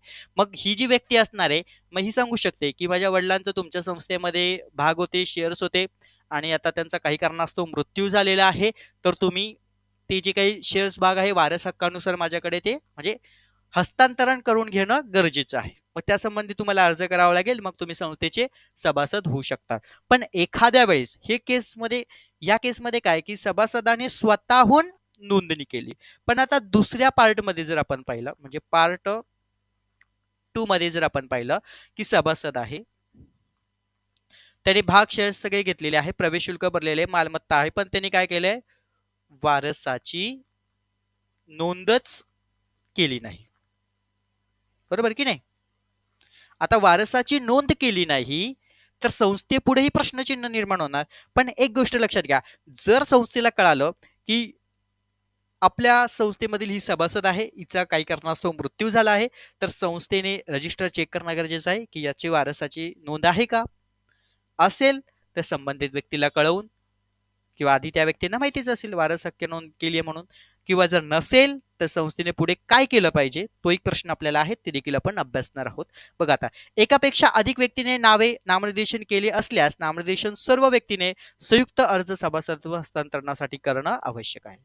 सदरच्या अर्जात त्यापैकी कोणाला सभासदत्व द्यावे हे नमूद करणं बंधनकारक असतं. तसेच अशा व्यक्तीने संस्थेकडे सदनिकेच्या संदर्भात भविष्यात नमूद होणाऱ्या दावाबाबतची जबाबदारी घेत असल्याबाबतचे बंधन पत्रक म्हणजे इंटिमेटेड बॉन्ड संस्थेने करून घेणं किंवा करून देणं बंधनकारक असतो. पुढे म्हटलेलं आहे, नामनिर्देशन केलेल्या व्यक्तीच्या नावे हस्तांतरण झालेले सभासदत्व म्हणजेच पूर्ण मालकी हक्कांचे हस्तांतरण झालेले असे नव्हे, तर फ्लॅट धारकांच्या संस्थेस नॉमिनेशन हे फक्त सभासदांपुरतेच मर्यादित राहील. त्यामुळे भाडेपट्टा करार किंवा लीज करण्यासाठी राहणार नाही. ओके. त्यानंतर पुढे म्हटलंय, कायदेशीर वारस हक्काने इतर व्यक्ती सक्षम यंत्रणेद्वारे तसेच दावे नेऊन मालमत्तेतील मालकी हक्क किंवा भाडेपट्ट्या करारातील हक्क प्राप्त करून घेऊ शकतात. तसा आदेश सक्षम यंत्रणेकडून प्राप्त करून घेऊन संस्थेस देण्याविषयी संस्था त्यांना कळवू शकते. नॉमिनेशन नुसार दिलेले सभासदत्व म्हणजेच मूळ सभासदत्वाच्या मृत्यूनंतर संस्थेने कुणाशी पत्रव्यवहार करावा याची व्यवस्था होय, आणि नॉमिनेशन नुसार सभासदत्व प्राप्त होणाऱ्या व्यक्तीस मालमत्तेचे मालक नव्हे तर मालमत्तेचे विश्वस्त समजण्यात येते. हा महत्वाचा पॉइंट असतो. ओके, चलो पुढे आता आपण बघूया सगळ्यात महत्वाचा प्रश्न, नॉमिनेशन केलेले नसल्यास कार्यपद्धती. आता ह्याच 7व्या प्रश्नामध्येच आपण हा एक ऍडिशनल क्वेश्चन ऍड करूया, प्रश्न क्रमांक 7 मधलाच, की नॉमिनेशन न केल्यास, म्हणजे बघा मगाशी तुम्हाला मी 2 पार्ट सांगितलं, या पार्ट मध्ये केले होते, या पार्ट मध्ये नाही केले होते. मग आता केलंच नाही नॉमिनेशन तर काहीतरी करावं लागेल की नाही, आपल्याला कार्यपद्धती पार पाडावं लागणार की नाही. मग पोटनियम क्रमांक 35 नुसार नामनिर्देशन न करता सभासदाचा मृत्यू झाल्यास मग पुढे काय प्रश्नचिन्ह निर्माण होणार संस्थेपुढे. जर त्या ठिकाणी सभासदाचा मृत्यू झाल्यास, मृत्यू झाल्याचे संस्थेला ज्ञात झाल्यास म्हणजेच समजल्यास, जर संस्थेला समजले की आपल्या संस्थेच्या सभासदाचा मृत्यू झाला आहे तर संस्थेने 1 महिन्याच्या आत संस्थेच्या सूचना फलकावरती किमान 2 किंवा स्थानिक वर्तमानपत्रामध्ये तशी नोटीस द्यावी. मग या नोटीसद्वारे मृत सभासदाचे म्हणजे या सभासदाचे मालमत्तेबाबतचे हक्के दावे आक्षेप मागून घेण्यात येतात. नोटीस नंतर प्राप्त झालेल्या दाव्यांचा विचार करून व्यवस्थापक समितीने पोटनियम क्रमांक 17A/19 नुसार मृत सभासदांच्या वैधानिक प्रतिनिधीची निवड करावी. त्यांच्याकडून इंटिमेटेड बॉन्ड्स तयार करून घ्यावे, जे आपण आता वरील घटकांमध्ये पाहिलं. तसं सभासदांकडून अर्ज घेऊन त्या व्यक्ती सभासदत्व देण्याचा निर्णय घेऊ शकते. हे संस्थेच्या पातळीवर. ओके, चला पुढे बघूया. मात्र अशी एक व्यक्ती नसल्यास अधिक व्यक्ती असेल तर त्या संबंधीचे अर्ज घ्यावे, जे आपण वरतीच पाहिलं. पहिल्या व्यक्ती सभासदत्व इतरांना सहभागी सभासदत्व देण्यात, अशी व्यक्ती सभासदत्व हस्तांतरणामुळे मालमत्तेचे मालक होऊ शकणार नाही तर विश्वस्त म्हणून राहतील, जे आपण आता वरती घटकांमध्ये पाहिलं. फक्त इथे पॉइंट मध्ये त्यांनी पुन्हा रिपीटेड तुम्हाला दिलेले आहे. मालमत्तेच्या मालकी हक्काबाबत सक्षम न्यायालयाकडून वारस हक्काबाबतचे प्रमाणपत्र आवश्यक राहील, याचं स्पष्ट कल्पना संस्थेने देणं आवश्यक आहे. या गोष्टी केव्हा शक्य होणार आहे, ज्या वेळेस एखाद्या सभासदाने सभासदत्वासाठी नोंदणी केली, भाग प्रमाणपत्र घेतलं आणि मात्र नंतर त्याने वारसाची नोंदच केली नाहीये, तर अशा वेळेस हा पुढचा पात्र होतो. मात्र या नोटिस पत्र नंतर पुढे आलेल्या व्यक्तीचे एकमत न झाल्यास वारस हक्काचा दावा करणाऱ्या अशा सर्व व्यक्तींना सक्षम न्यायालय यंत्रणेकडून वारस हक्काचे प्रमाणपत्र घेऊन यावे असं सांगणं. त्यानंतर सभासदांना हस्तांतरण करण्यात येईल असे संस्थांनी त्या गोष्टी त्यांना त्या ठिकाणी क्लिअरपणे सांगणं गरजेचं आहे. ओके, चला पुढे बघूया. आता पुढचा प्रश्न आहे आपला प्रश्न क्रमांक 8. प्रश्न क्रमांक 8 व्यवस्थित लिहून घेत चला. प्रश्न क्रमांक 8. आता प्रश्न क्रमांक 8 हा आपल्याला टिपा लिहा आणि सविस्तर मध्ये विचारला जातो. बघा, सहकारी गृहनिर्माण संस्थेच्या सभासदांना दिले जाणारे हक्क जबाबदाऱ्या कोणते आहे आणि सभासदत्व मिळाल्यानंतरच प्राप्त होत असते, हे पण एक गोष्ट लक्षात ठेवणं गरजेचं आहे. बघा, सभासदांना असणारे हक्क, त्यांच्या सदनिकेचा ताबा मिळवण्याचा हक्क, सहयोगी सभासद नाममात्र सभासद करण्याचा अधिकार प्राप्त होतो, पोटनियमाची प्रत मिळवण्याचा अधिकार सभासदांना प्राप्त होतो, कायद्यातील कलम 32(1) नुसार सभासदत्व संबंधी अकाउंट्सचे व कलम 32(2) नुसार त्या ठिकाणी कागदपत्रांचे निरीक्षण करण्याचा अधिकार हक्क प्राप्त होतो. त्यानंतर सर्वसाधारण सभेस उपस्थित राहण्याचा हक्क प्राप्त होतो. थकबाकीदार नसल्यास संस्थेच्या व्यवस्थापक समितीची निवडणूक लढवण्याचा, उमेदवारांचा अर्ज भरण्याचा हक्क प्राप्त होतो. संस्थेच्या निवडणुकीमध्ये मतदान करण्याचा हक्क प्राप्त होतो. आला पॉइंट लक्षात. सभासदांना दिले जाणारे हे महत्वाचे हक्क. आता त्याचबरोबर महाराष्ट्र सहकारी संस्था अधिनियम 1960 नुसार सभासदांना त्या ठिकाणी कलम 32 अन्वये काही महत्वाचे हक्क दिले जातात. ते कोणते आहेत? एक असणारे उपविधीच्या प्रत मिळवण्याचा हक्क, दुसरं लेखापरीक्षण अहवालाची प्रत मिळवणं, सभासदांची यादी, सभासदांच्या नोंदवह्या, ऐवजी नमुना पाहणं, व्यवस्थापन समितीच्या सभेच्या इतिवृत्त पाहणं, वार्षिक सर्वसाधारण सभा तसेच विशेष सर्वसाधारण सभेच्या इतिवृत्त पाहणं, ज्या लेखामध्ये अशा सभासदांचे व्यवहार नोंदवलेले आहेत त्याच्या प्रती पाहणं. ओके, या सर्व गोष्टी त्या ठिकाणी पाहणं गरजेचं आहे. कलम 32 अन्वये हे सभासदांचे हक्क दिलेले आहेत. आता सभासदांच्या हक्कांबरोबरच त्या ठिकाणी सगळ्यात महत्वाचं, सभासदांना काही जबाबदाऱ्या पण आणि कर्तव्य पण पार पाडावे लागतात. हा पॉइंट इथे समजून घ्या. ओके, आता सभासदांना हक्क ते मिळाले आहे रे, बरोबर का नाही? आता हक्क केव्हा मिळतात? जेव्हा त्यांना सभासदत्व प्राप्त होतं तेव्हा. मग आता हक्क मिळाले म्हटल्यावरती सभासदांना काही जबाबदाऱ्या आणि काही कर्तव्य पण पाळणे गरजेचे आहे की नाही? त्याचे नियम त्या ठिकाणी पाळणं गरजेचं आहे.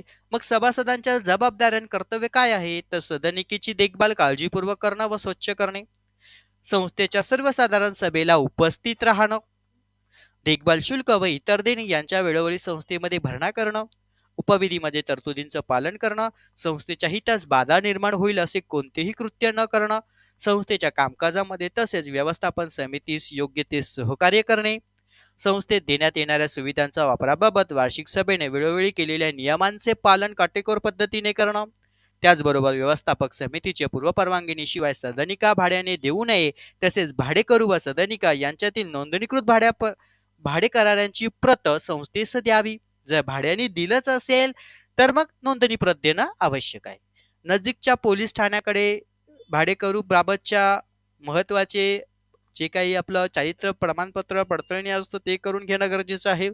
त्यानंतर व्यवस्थापक समितीचे पूर्व परवानगीशिवाय सदनिकेमध्ये अंतर्गत बदल तसेच दुरुस्ती सभासदाने करू नये. तसेच अंतर्गत स्ट्रक्चर चेंजेस करायचे असल्यास संबंधित नगरपालिका, महानगरपालिका, प्राधिकरण यांच्याकडे आवश्यक ती मंजुरी घेतल्याशिवाय असे बदल करू नये. असे बदल संस्थेच्या परवानगीशिवाय केल्यास आदर्श उपविधीतील उपविधी क्रमांक 166 अन्वये संस्था कारवाई करू शकेल. हा महत्वाचा मुद्दा आहे. तसेच संस्थेच्या स्थानिक प्राधिकरणाच्या पूर्वपरवानगीशिवाय संस्थेच्या आवारामध्ये, गाळ्यामध्ये, संस्थांमध्ये कोणतेही पाळीव प्राणी पाळू नयेत. संस्थेने सर्वसाधारण सभेमध्ये पेटा ऍक्ट नुसार त्यासाठी आवश्यक ते ठराव पास करून घेणं गरजेचं आहे. आता ह्या सर्व गोष्टी आपण काय अभ्यासतो आहे रे? तर सहकारी गृहनिर्माण संस्थेच्या सभासदांच्या जबाबदाऱ्या आणि कर्तव्य. आणि हा परीक्षेला प्रश्न येतो मित्रांनो, त्यामुळे व्यवस्थित लक्ष द्या. 100% हा प्रश्न तुम्हाला येणार आणि दिसणार, त्यामुळे व्यवस्थित फोकस टू द या टॉपिक कडे तुम्ही देणं गरजेचं आहे. इथपर्यंत पॉइंट क्लिअर. तसंच पुढे म्हटलेलं आहे उपविधी क्रमांक 3 नुसार सभासद आपल्या सदनिकेत दवाखाना, सल्लागार यंत्रणा, त्याचबरोबर रुग्णचिकित्सा, त्याचबरोबर पिठाची गिरणी, कोचिंग क्लासेस, पाळणाघर, ब्युटी पार्लर यासारख्या गोष्टी वापरू शकेल. मात्र यासाठी सभासदांना त्या ठिकाणी कोणता त्रास होणार नाही त्या संबंधीची त्याने संस्थांकडनं परवानगी घेणं आवश्यक असणार आहे आणि नियमांचं पालन करणं गरजेचं आहे. ओके, चलो पुढे बघूया आपण आता. त्यानंतर सदनिका, हस्तांतरण आणि हस्तांतरण फी याविषयी आपण टॉपिक बघूया. सदनिका धारकांनी संस्थेचे सभासद झाल्यापासून 1 वर्ष पूर्ण होण्यापूर्वी त्याला आपल्या सदनिकेचे हस्तांतरण आणि विक्री करता येत नाही. हा महत्वाचा मुद्दा. आणि जर करायचाच असेल तर संस्थांची परवानगी घेणं गरजेचं असतं. वारस हक्काने अथवा न्यायालयीन आदेशामुळे हक्क प्राप्त झाल्यास सदनिका धारकाला वरील 1 वर्षाची अट लागू असणार नाही. सदनिका हस्तांतरण करण्यासाठी संस्थेला ना हरकतीच्या प्रमाणपत्राची आवश्यकता नसली तरी नियम 1961 मधील नियम 24 नुसार किमान 15 दिवस संस्थेला नोटीस देणं गरजेचं आहे. अशी नोटीस मिळाल्यानंतर संस्थेच्या सचिवांनी पोट नियमानुसार कार्यवाही करून 30 दिवसात निर्णय घेणं आवश्यक आहे व निर्णयाच्या दिनांकापासून 8 दिवसात सभासदाला ते कळवणं बंधनकारक असतं. त्यानंतर पुढे एखाद्या सभासदाने हस्तांतरणासाठी लेखी ना हरकतीच्या प्रमाणपत्राची मागणी केल्यास ती देण्याचे बंधन संस्थेच्या अध्यक्ष सचिवांवर राहील. ना हरकत प्रमाणपत्र देणे शक्य नसल्यास त्याची कारणे 8 दिवसांमध्ये संबंधित सभासदाला कळवणं गरजेचं आहे. म्हणजे हे हस्तांतरण करण्यासंबंधीची कार्यपद्धती. पुढे म्हटलंय मयत सभासदाचे सदनिका हस्तांतरणाबाबत कायदा कलम 30 नियम 25 मध्ये तरतुदीनुसार व्यवस्थापक समितीने ती कार्यपद्धती त्या ठिकाणी पार पाडली पाहिजे. भाग हस्तांतरणासाठी प्राप्त झालेल्या अर्जावर संस्थेने अर्ज प्राप्त झाल्यापासून 3 महिन्याच्या मुदतीत निर्णय घेणं आवश्यक आहे आणि निर्णयाच्या दिनांकापासून 15 दिवसात तो संबंधित सभासदाला कळवणं गरजेचं असतो. संस्थेने 3 महिन्यात कोणतेही निर्णय न घेतल्यास कलम 22 ब्रॅकेटमध्ये 2 मधील तरतुदीनुसार मानवी सभासदत्वासाठी व संस्थेने असा अर्ज नाकारल्यास कलम 23 ब्रॅकेटमध्ये 2 ब्रॅकेट कंप्लीट मधील तरतुदीनुसार संबंधित निबंधकांकडे अपील करणे आवश्यक असते. त्यानंतर पुढे म्हटले आहे संस्था हस्तांतरणाचा अर्ज स्वीकारल्यास नकारल्यास किंवा स्वीकारित नकारल्यास असा अर्ज कलम 23(1) ब्रॅकेटमध्ये 1 कंप्लीट ब्रॅकेटमध्ये अ मधील तरतुदीनुसार निबंधकांकडे पाठवता येतो. निबंधकांमार्फत मिळालेल्या अशा अर्जावर संस्थेने 60 दिवसाच्या आत निर्णय देणं बंधनकारक असतो.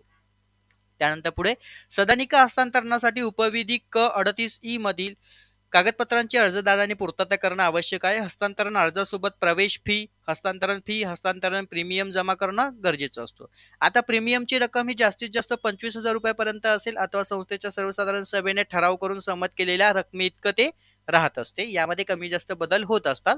मयत सभासद संस्थेमध्ये 2 सभासदांचे आपसामध्ये हस्तांतरण अथवा कुटुंबातील सदस्यांमध्ये हस्तांतरण असल्यास त्याला हस्तांतरण प्रीमियम देणं आवश्यक नाहीये. ओके, सभासदांनी वित्तीय संस्थेकडील कर्ज घेण्यासाठी विहित नमुन्यात ना हरकतीच्या दाखल्याची मागणी केल्यास ती देण्याचे बंधनकारक संस्थेला राहील. तसेच देणं शक्य नसल्यास त्याबाबतची लेखी कारवाई संस्थेनं 15 दिवसाच्या सभासदाला कळवणं गरजेचं आहे, बंधनकारक असतं.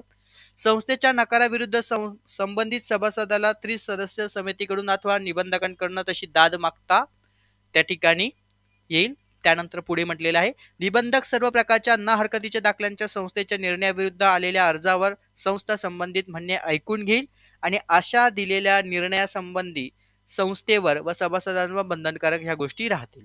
ओके, चलो पुढे आता म्हटलेलं आहे सदनिका गाळा विक्री व भाडे तत्वावरती देण्याबाबतचा हा घटक आहे. सहकारी गृहनिर्माण संस्थेच्या सदस्यांनी गाळा विक्री करण्यापूर्वी संस्थेची परवानगी घेणं आवश्यक नाहीये. मात्र पोटनियमातील तरतुदीनुसार आता या ठिकाणी जरी म्हणता आवश्यकता नसेल परंतु आपल्याला आवश्यकता ह्या पोटनियमांच्या तरतुदीनुसार म्हणजेच उपविधीच्या पालनानुसार करणं बंधनकारक असतं. देय असलेल्या शुल्कासह इतर रक्कम विक्रीपूर्वी भरणं आवश्यक असतं. हा एक महत्वाचा पॉइंट आहे. म्हणजे कायद्याचा मुद्दा ह्या ठिकाणी येतच असतो. त्यामुळे आपल्याला परीक्षा ओरिएंटल हे पॉइंट त्या ठिकाणी लिहायचे. सभासद सदनिकेत वास्तव्यास नसल्यास व अशा परिस्थितीत सदनिका भाड्याने देण्याची इच्छा असल्यास तसा अर्ज संस्थेकडे सादर करणं व संस्थेची पूर्वपरवानगी पोट क्रमांक 43 नुसार घेणं आवश्यक आहे. हा महत्वाचे 2 मुद्दे असणार आहे भाडेतत्वावर देण्याबाबतचा मुद्दा. पण या ठिकाणी विक्रीपूर्व ह्या गोष्टी तुम्हाला करणं गरजेचंच असतं कारण संस्थेची परवानगी घ्यावीच लागते. किंवा तुम्ही तिथं राहत नसाल किंवा ते तुम्हाला भाड्याने द्यायचं असेल तर तुम्हाला तरीही संस्थेची पोटनियम क्रमांकानुसार 43 नुसार त्या ठिकाणी अर्ज संस्थेकडे सादर करून तुम्हाला परवानगी ही घ्यावीच लागते मूलतः. हा एक पॉइंट आहे. पुढे सदनिकेवरील कर्ज घेणं.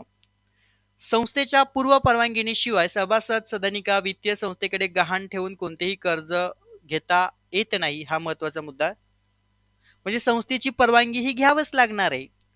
एक अर्थाने तिथे नाही म्हटलंय तरी ते घ्यावंच लागतं, कारण कायदा आहे, नियम आहे, सहकारांची तत्व दिलेली आहे, त्यानुसार या सगळ्या गोष्टी तुम्हाला पार पाडणं आवश्यक आहे. संस्थेने परवानगीबाबत काही न कळवल्यास संबंधित निबंधकांकडे तक्रार करून कलम 79(2) अन्वये संस्थेच्या संदर्भातील निर्देश देण्याची विनंती सभासदाला करू शकतात. सदनिका गहाण ठेवून शैक्षणिक, आरोग्य इत्यादी तत्सम तातडीच्या कारणासाठी सभासद कर्ज मिळवणे. ज्यावेळी गरज असते त्यावेळी संस्थेने वित्तीय संस्थेच्या बँकांच्या विहित नमुन्यामध्ये संस्थेचा दाखला देणं. यास विलंब न लावता अशा प्रकारचे विनंतीपत्रक सभासदांनी दिल्यास संस्थेच्या सचिवाने किंवा चेअरमनने असा दाखला तात्काळ द्यावा व पुढील व्यवस्थापक समितीच्या लगतच्या बैठकीत ही बाब अन्य समिती सदस्यांना अवगत करावी. हा महत्वाचा मुद्दा. संस्थेने अशा प्रकारे तातडीचे दाखला देण्याची कार्यपद्धती न केल्यास संबंधित निबंधकांनी कलम 79(2) नुसार प्राधिकृत अधिकारी नेमून दाखला देण्याची कार्यवाही. तसेच वित्तीय संस्था बँकांनी हा दाखला ग्राह्य धरावा. संबंधित सभासदाने या संदर्भातील इंडिमेटेड बॉन्ड देणं आवश्यक ठरेल. पुढे गृहनिर्माण संस्थेने संस्थेच्या रेकॉर्डमधील कोणत्याही सदनिकेच्या संदर्भात वित्तीय संस्था बँकांनी लेखी कळवल्यास त्यांच्या नावे बोजा नोंदवणे बंधनकारक आहे. तसेच वित्तीय संस्था बँकांनी बोजा काढून टाकण्याबाबत कळवल्यास तो बोजा तात्काळ उतरवणं आवश्यक आहे. म्हणजे इथे एखाद्या सभासदाकडे जर घरावरती कर्ज घ्यायचं असेल तर तू कर्ज घेऊ शकतो, संस्थांच्या परवानग्या तू घेऊ शकतो, परंतु ते कर्जाची परतफेड झाल्यावरती देखील त्या ठिकाणी तो जो बोजा असणार आहे तो उतरवणं गरजेचा असतो.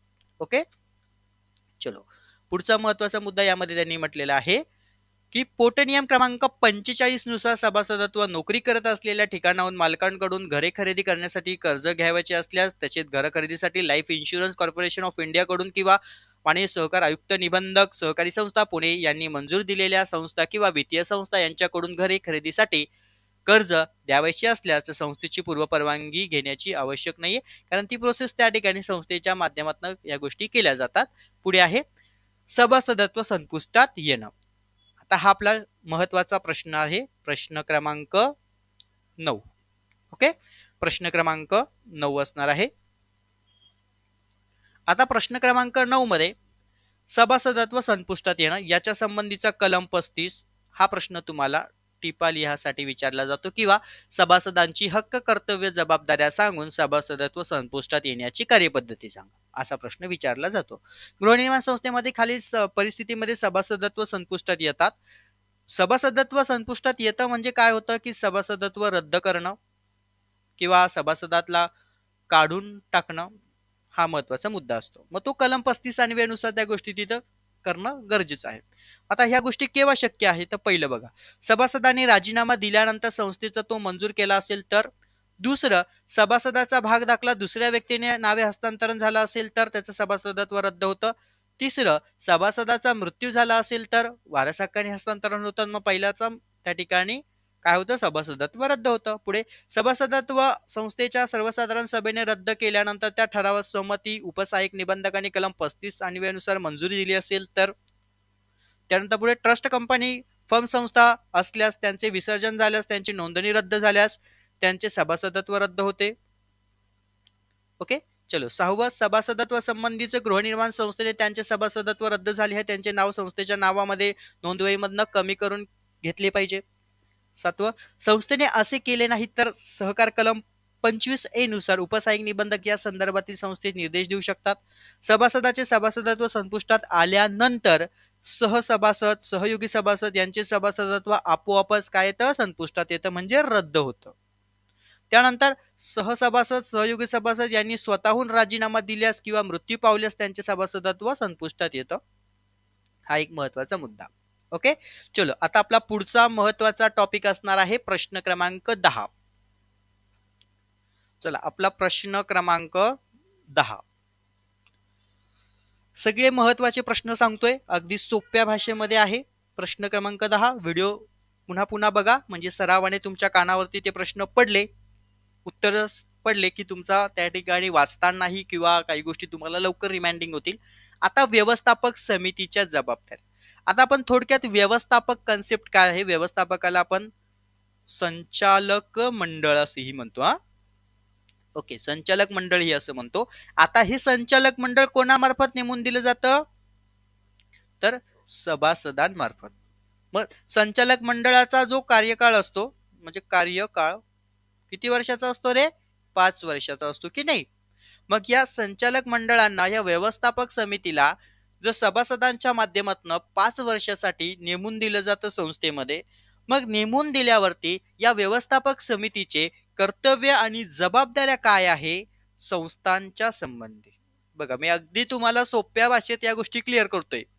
तर संस्थांच्या संबंधी व्यवस्थापक समितीच्या म्हणजे संचालक मंडळांच्या हक्क, कर्तव्य, जबाबदाऱ्या काय असतात.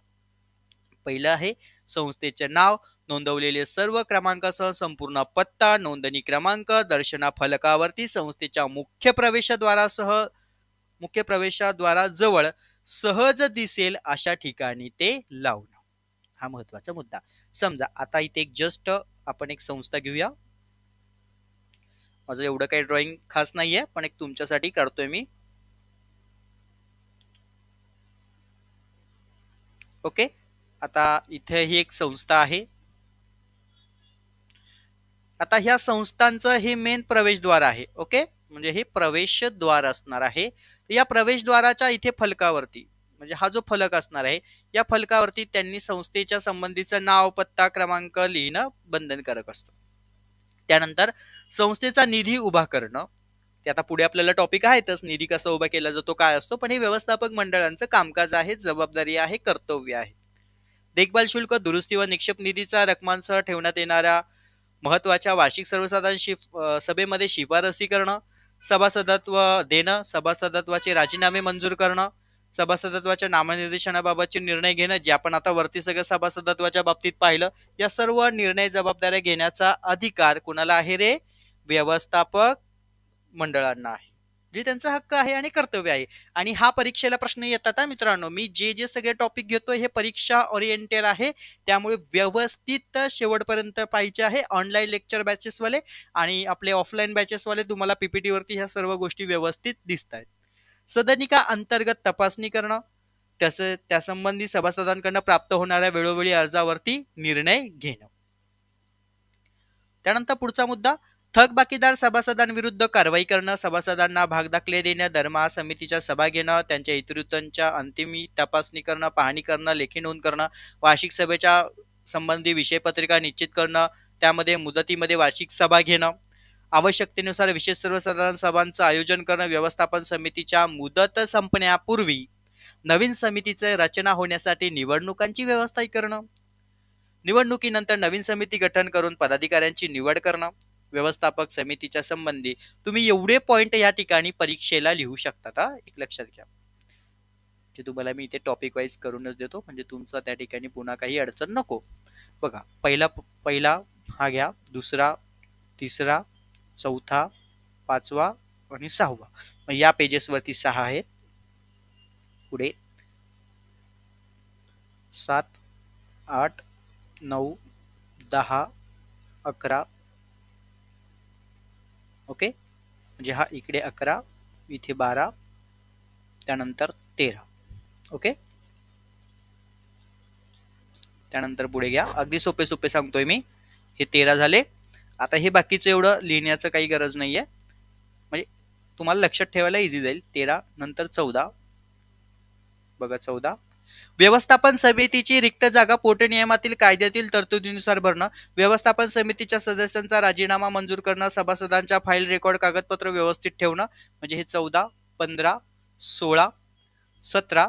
संस्थेच्या आर्थिक पत्रक आर्थिक वर्ष संपल्यापासून 45 दिवसाच्या आत ते अंतिम करणं गरजेचं आहे. त्यानंतर 18, लेखापरीक्षणासाठी संस्थेने दप्तर सादर करणं. 19, सभासदांना मागणीप्रमाणे त्या ठिकाणी कलम 32 अन्वये काय काही कागदपत्र जर सभासदांनी मागणी केली असेल संस्थेकडे तर ते उपलब्ध करून देणं. आणि 20 नंबर, सभासदांकडून प्राप्त तक्रारीच्या पोटनियमांच्या तरतुदीनुसार मुदतीत निर्णय घेणं आणि ते संबंधितांना सभासदांना लेखी कळवणं. ओके, हे 20 आहेत यामध्ये भरपूर सारे तुम्हाला दिलेले आहेत, पण जे सोपे सोपे वाटतात तेच घ्या. पुढे म्हटलं आहे 21 घेऊया. सदनिकेच्या विक्रीबाबत सभासदांनी संस्थेशी संपर्क साधल्यास त्यांना आवश्यक ती माहिती देणं व पोटनियमातील व कागदपत्रातील तरतुदीनुसार विक्रीसाठी सभासदांना सहकार्य करणं. 22 सदनिका भाड्याप्रमाणे देण्याबाबत अर्जावर मुदतीत निर्णय घेणं व संबंधित सभासदांना या गोष्टी कळवणं. त्यानंतर 23 संस्थेच्या वतीने आवश्यक ते करार करणं, संस्थेच्या मालमत्ता सुरक्षित ठेवण्याबाबत आवश्यक ती कार्यवाही करणं, संस्थेच्या इमारतीचा व मालमत्तेचा विमा उतरवणं व सदनिकेची वापरातील बदलास मान्य देणं. म्हणजे हे 23 24 23 झाले, 24 25 आणि 26. आता या 26 पैकी तुम्ही कमीत कमीत 20 तरी लिहू शकतात. ओके. आता 20 मी का सांगतोय त्यामागचं तुम्हाला कारण आहे या ठिकाणी देतो. बघा, परीक्षेला तुम्हाला 10 ते 15 मार्कासाठी हा टॉपिक येतो, प्रश्न येतो. तर तुम्ही कमीत कमीत 20 लिस्टेड त्या ठिकाणी तुमच्या नोटबुकमध्ये व्यवस्थापक समितीची कर्तव्य जबाबदाऱ्या नोट डाऊन करून ठेवायचं आहे. म्हणजे परीक्षेला गेल्यावरती तुम्हाला निदान 15 16 17 18 तरी आठवतील, बरोबर की नाही. त्यामुळे एवढे 20 व्यवस्थित करून ठेवा, कारण 10-15 मार्कांसाठी क्वेश्चन आला तर आपल्याला 15 ते 20 म्हणजे या दरम्यान ते लिहिणं गरजेचं असतं. त्यानंतर पुढचा प्रश्न बघूया आपण. आता इथे भरपूर सारे तुम्हाला दिलेले आहेत, तर आपण जे जे महत्वाचे आहेत ते त्या ठिकाणी बघितले. त्यानंतर आपल्याला पुढचा प्रश्न आहे प्रश्न क्रमांक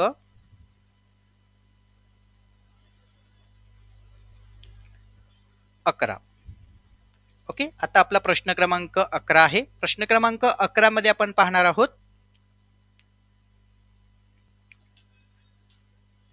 संस्थेचे दप्तर ठेवणे व जतन करणे. आता हा प्रश्न तुम्हाला परीक्षेला बऱ्याच वेळा क्वेश्चन पेपर मध्ये दिसलेला आहे आणि वरीलही काही क्वेश्चन तुम्हाला पेपरला कंपल्सरी आलेले आहेत. तर यातला महत्वाचा प्रश्न आपण पाहूया, हा आहे. तर यामध्ये तुम्हाला प्रश्न कसा विचारला जातो की सहकारी गृहनिर्माण संस्थांमध्ये ठेवावयाचे दप्तर रेकॉर्ड याची यादी तयार करा. किंवा जनरली क्वेश्चन असा हाच तुम्हाला पेपर 4ला किंवा 5ला विचारला जातो. सहकारी गृहनिर्माण संस्थांमध्ये किंवा सहकारी संस्थांमध्ये ठेवावयाचे रेकॉर्ड रजिस्टर नोंद याची यादी तयार करा. ओके. तर आम्हाला परीक्षेला फक्त यादी जर म्हटली म्हणजे जतन करून ठेवल्या पाहिजे किंवा याची यादी तयार करा, तर आपल्याला ह्या गोष्टी त्या ठिकाणी लिहिणं बंधनकारक आहे. बघा, संस्थेने खालील नोंदवह्या कायमस्वरूपी जतन करून ठेवणं बंधनकारक असतं. पहिलं, व्यवस्थापन समितीची इतिवृत्त नोंदवही, सर्वसाधारण सभा, विशेष सर्वसाधारण सभा यांच्या नोंदवह्या, सर्व प्रकारचे कॅशबुक, पासबुक, सभासदांच्या नोंदवह्या, पोटनियम पुस्तिका म्हणजे जिला आपण काय म्हणतो रे, उपविधी असे म्हणतो. त्यानंतर लेखापरीक्षण अहवाल, संस्थेच्या मालकी संदर्भातील कागदपत्र, इमारतीच्या मंजूर आराखडा, बांधकामाविषयी साहित्याच्या परवानगी पत्रे, इमारतीच्या वापरण्याच्या परवानगी. ओके.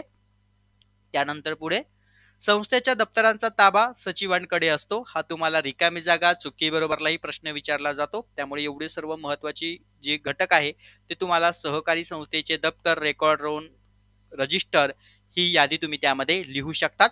प्रश्न तुम्हाला हा साधारण 10 मार्कांसाठी येतो. ओके. चलो पुढे बघूया. इथपर्यंत क्लिअर झालं. त्यानंतर पुढे संस्थेच्या सचिवाला कालावधी संपल्यानंतर नवीन सचिवाकडे दप्तराची यादी तयार करून देणं, याचप्रमाणे दप्तर मालमत्तेचा ताबा देण्याची जबाबदारी चेअरमन सचिव व्यवस्थापन समितीकडे असते. त्यानंतर ज्या व्यवस्थापन समितीची मुदत संपली आहे त्याची नवीन व्यवस्थापन समितीकडे पहिल्या सभेतच दप्तर हस्तांतरण न केल्यास त्या व्यवस्थापन समितीचे सदस्य कायदा कलम 146 व 147 मधील तरतुदीनुसार कार्यवाहीस पात्र ठरतील. मग अशा कार्यवाहीनंतर संबंधितांना निवडणूक लढविण्यास अपात्रता ठरवण्याबाबतचा निर्णय त्या संस्थेच्या निबंधकांकडून घेण्यात येईल. इथपर्यंत पॉइंट क्लिअर. चलो, संस्थेचे दप्तर संस्थेच्या कार्यालयात ठेवणं बंधनकारक राहील. संस्थेच्या कार्यालय नसेल तर व्यवस्थापन समितीने ठराव करून दप्तर कुठे ठेवायचं, कारण दप्तर म्हणजे काय रे, तर रेकॉर्ड, कागदपत्र, रजिस्टर, बरोबर की नाही. हे ठेवायचं कुठे, जर जागा असेल तर ते कार्यालयातच ठेवणं बंधनकारक आहे, पण जागा नसेल तर मग त्या ठिकाणी व्यवस्थापन समितीने तसा ठराव सहमत करून ते कुठे ठेवावं याबाबतचा निर्णय घेणं बंधनकारक असेल. ओके. सभासदांनी संस्थेचे कागदपत्र तपासणी त्यासोबत नक्कलाची मागणी केल्यास कलम 32 अन्वये ते देणं बंधनकारक आहे.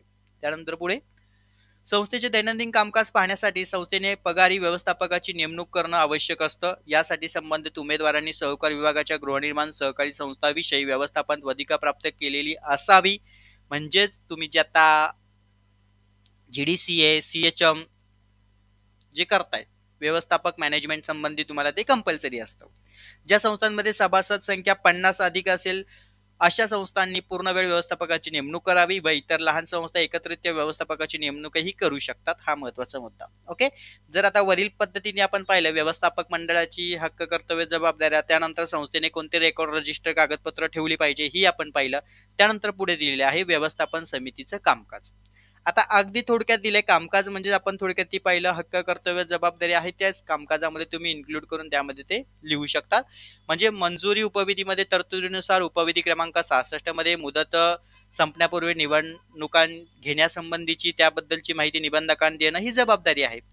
म्हणजे तुम्ही तिकडे जे अधिकार कर्तव्य जबाबदाऱ्या आहेत ती सुद्धा यामध्ये कामकाजामध्ये व्यवस्थापन समितीच्या बाबतीत तुम्ही ते लिहू शकतात. ओके. त्यामुळे एवढं जास्त त्यामुळे टेन्शन घेण्याची आवश्यकता नाहीये. आणि यावरती आपले काही बेसिक लेक्चर्स पण मी टाकलेले आहेत ते देखील तुम्ही एकदा बघू शकतात. ओके. चलो पुढे बघूया. जो महत्वाचा मेन पॉइंट आहे ते मी या ठिकाणी घेतोय कारण आपल्याला परीक्षा ओरिएंटल ह्या सर्व गोष्टी त्या ठिकाणी लिहिणं गरजेचं असतं. त्यानंतर पुढे म्हटलेलं आहे आता आपल्याला पुढचा प्रश्न क्रमांक 12. ओके. प्रश्न क्रमांक 12. आता प्रश्न क्रमांक 12 मध्ये आपल्याला म्हटलंय वार्षिक सभेची जबाबदारी. आता पुढे आपल्याला एक सभेचा टॉपिक आहेतच त्यामध्ये आपण वार्षिक सर्वसाधारण सभा पुन्हा पाहणारच आहोत. पण इथे आता वार्षिक सभेची जबाबदारी असा प्रश्न विचारला जातो किंवा गृहनिर्माण संस्थेच्या वार्षिक सभेची जबाबदारी किंवा संस्थेच्या वार्षिक सभेची जबाबदारी स्पष्ट करा किंवा तिचे कार्य स्पष्ट करा. ओके. असा प्रश्न तुम्हाला विचारला जातो. म्हणून मागील वर्षाच्या वार्षिक सभा तसेच विशेष सभेमधील सभेसंबंधीचा जो इतिवृत्तांत आहे त्यावरील झालेल्या कार्यवाहीचा आढावा घेणं, व्यवस्थापन समितीचे सादर केलेले मागील वर्षाचे उत्पन्न खर्चाचे पत्रक तपासणं, मागील वर्षाच्या लेखापरीक्षण अहवालाची नोंद करून घेणं, त्याचबरोबर वार्षिक सभेची व्यवस्थापन समितीची निवडणूक झाली असल्यास निवडणुकीचा निर्णय जाहीर करणं, सहकार खात्याकडील नोंदणीकृत असलेल्या तालिकेमधील लेखापरीक्षकाच्या लेखापरीक्षणासाठीची नियुक्ती करणं हा महत्वाचा मुद्दा यामध्ये असणार आहे. ओके. म्हणजे वार्षिक सभेचे ही कामकाज आहे. सभासदांच्या हकालपट्टीबाबतचा प्रस्ताव तयार करून त्यासंबंधी चर्चा निर्णय घेणं, उपविधीमधील दुरुस्तीबाबतच्या प्रस्तावाबाबत चर्चा करून योग्य ते निर्णय मान्यता घेणं हा महत्वाचा मुद्दा असतो. पण उपविधीत दुरुस्ती करायची असेल तर आपल्याला त्या ठिकाणी कलम 13 दिलेला आहे आणि कलम 14 दिलेला आहे. ओके. त्यासंबंधी कलम 13 मध्ये सर्वसाधारण सभांमध्ये योग्य ते निर्णय घेऊन त्यासंबंधी कार्यपद्धती पार पाडली जाते.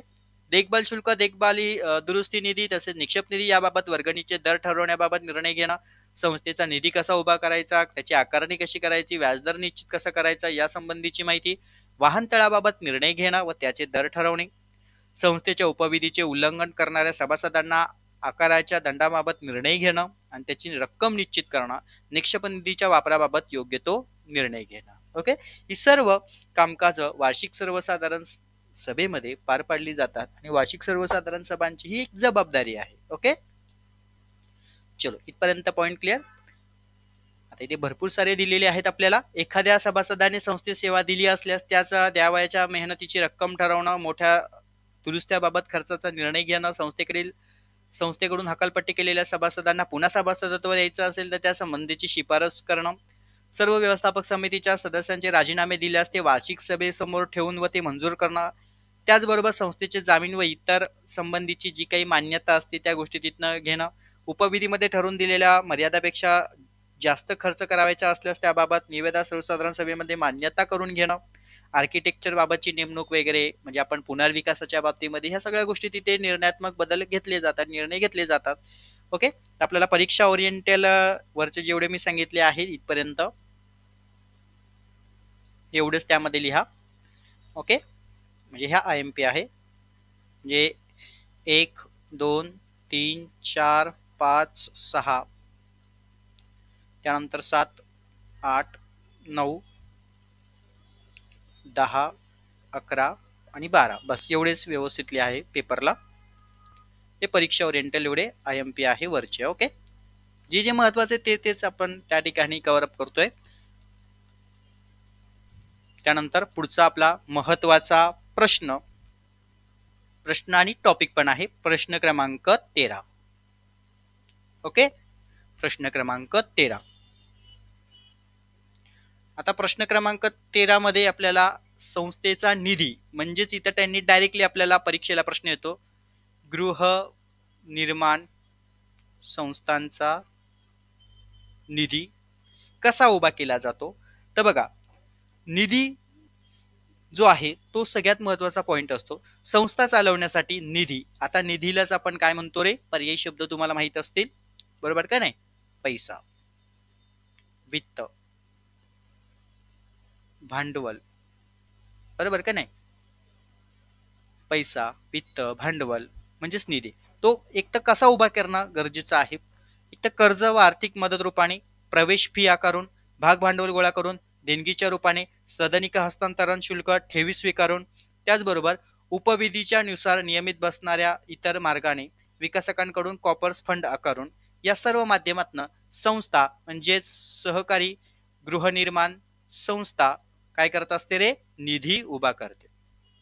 आता अगदी सोप्या मेथडने एक सांगतो म्हणजे तुमच्या लक्षात येईल. निधी, तर इथे दोन भाग करूया आपण. एक असो अंतर्गत आणि दुसरा असेल बाह्य. ओके, आता बघा अंतर्गत मध्ये काय काय येणार ते सांगतो. सगळ्यात महत्वाचं आता इथे भाग भांडवल. बघा, जे अंतर्गत येणार आहे त्याला मी असं स्टार करतो. ओके, असे स्टार करतो. बघा, प्रवेश फी अंतर्गत, भाग भांडवल अंतर्गत, ओके, सदनिका हस्तांतरण शुल्क हा पण अंतर्गत, ठेवी स्वीकारून हा पण अंतर्गत. ओके, आता बाह्य मध्ये कसे येणार. आता बाह्याला मी या ठिकाणी असा त्रिकोण करतो.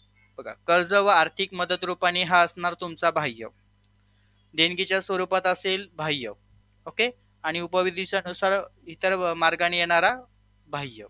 ओके, आणि कॉपर्स फंड हा पण अंतर्गत. म्हणजे एक लक्षात घ्या, पेपरला तुम्ही या पद्धतीने हे लिहू शकता, दोन चार्ट मध्ये करून. अगदी सोपं आहे, काही अवघड नाहीये. त्यानंतर राखीव निधीची कन्सेप्ट आपण थोडक्यात समजून घेऊया. राखीव निधी खालीलप्रमाणे रकमा गोळा केल्यास संस्था प्राप्त करू शकते. पण राखीव निधीमध्ये आम्हाला जोड्या लावणं प्रश्न येतो. हा, लक्षात घ्या, जोड्या लावणं पण प्रश्न येतो.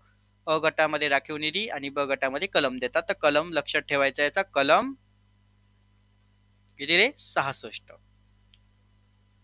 कलम 66. ओके, कलम 66 नुसार राखीव निधी ठेवणं बंधनकारक आहे. चला आता पुढे बघूया.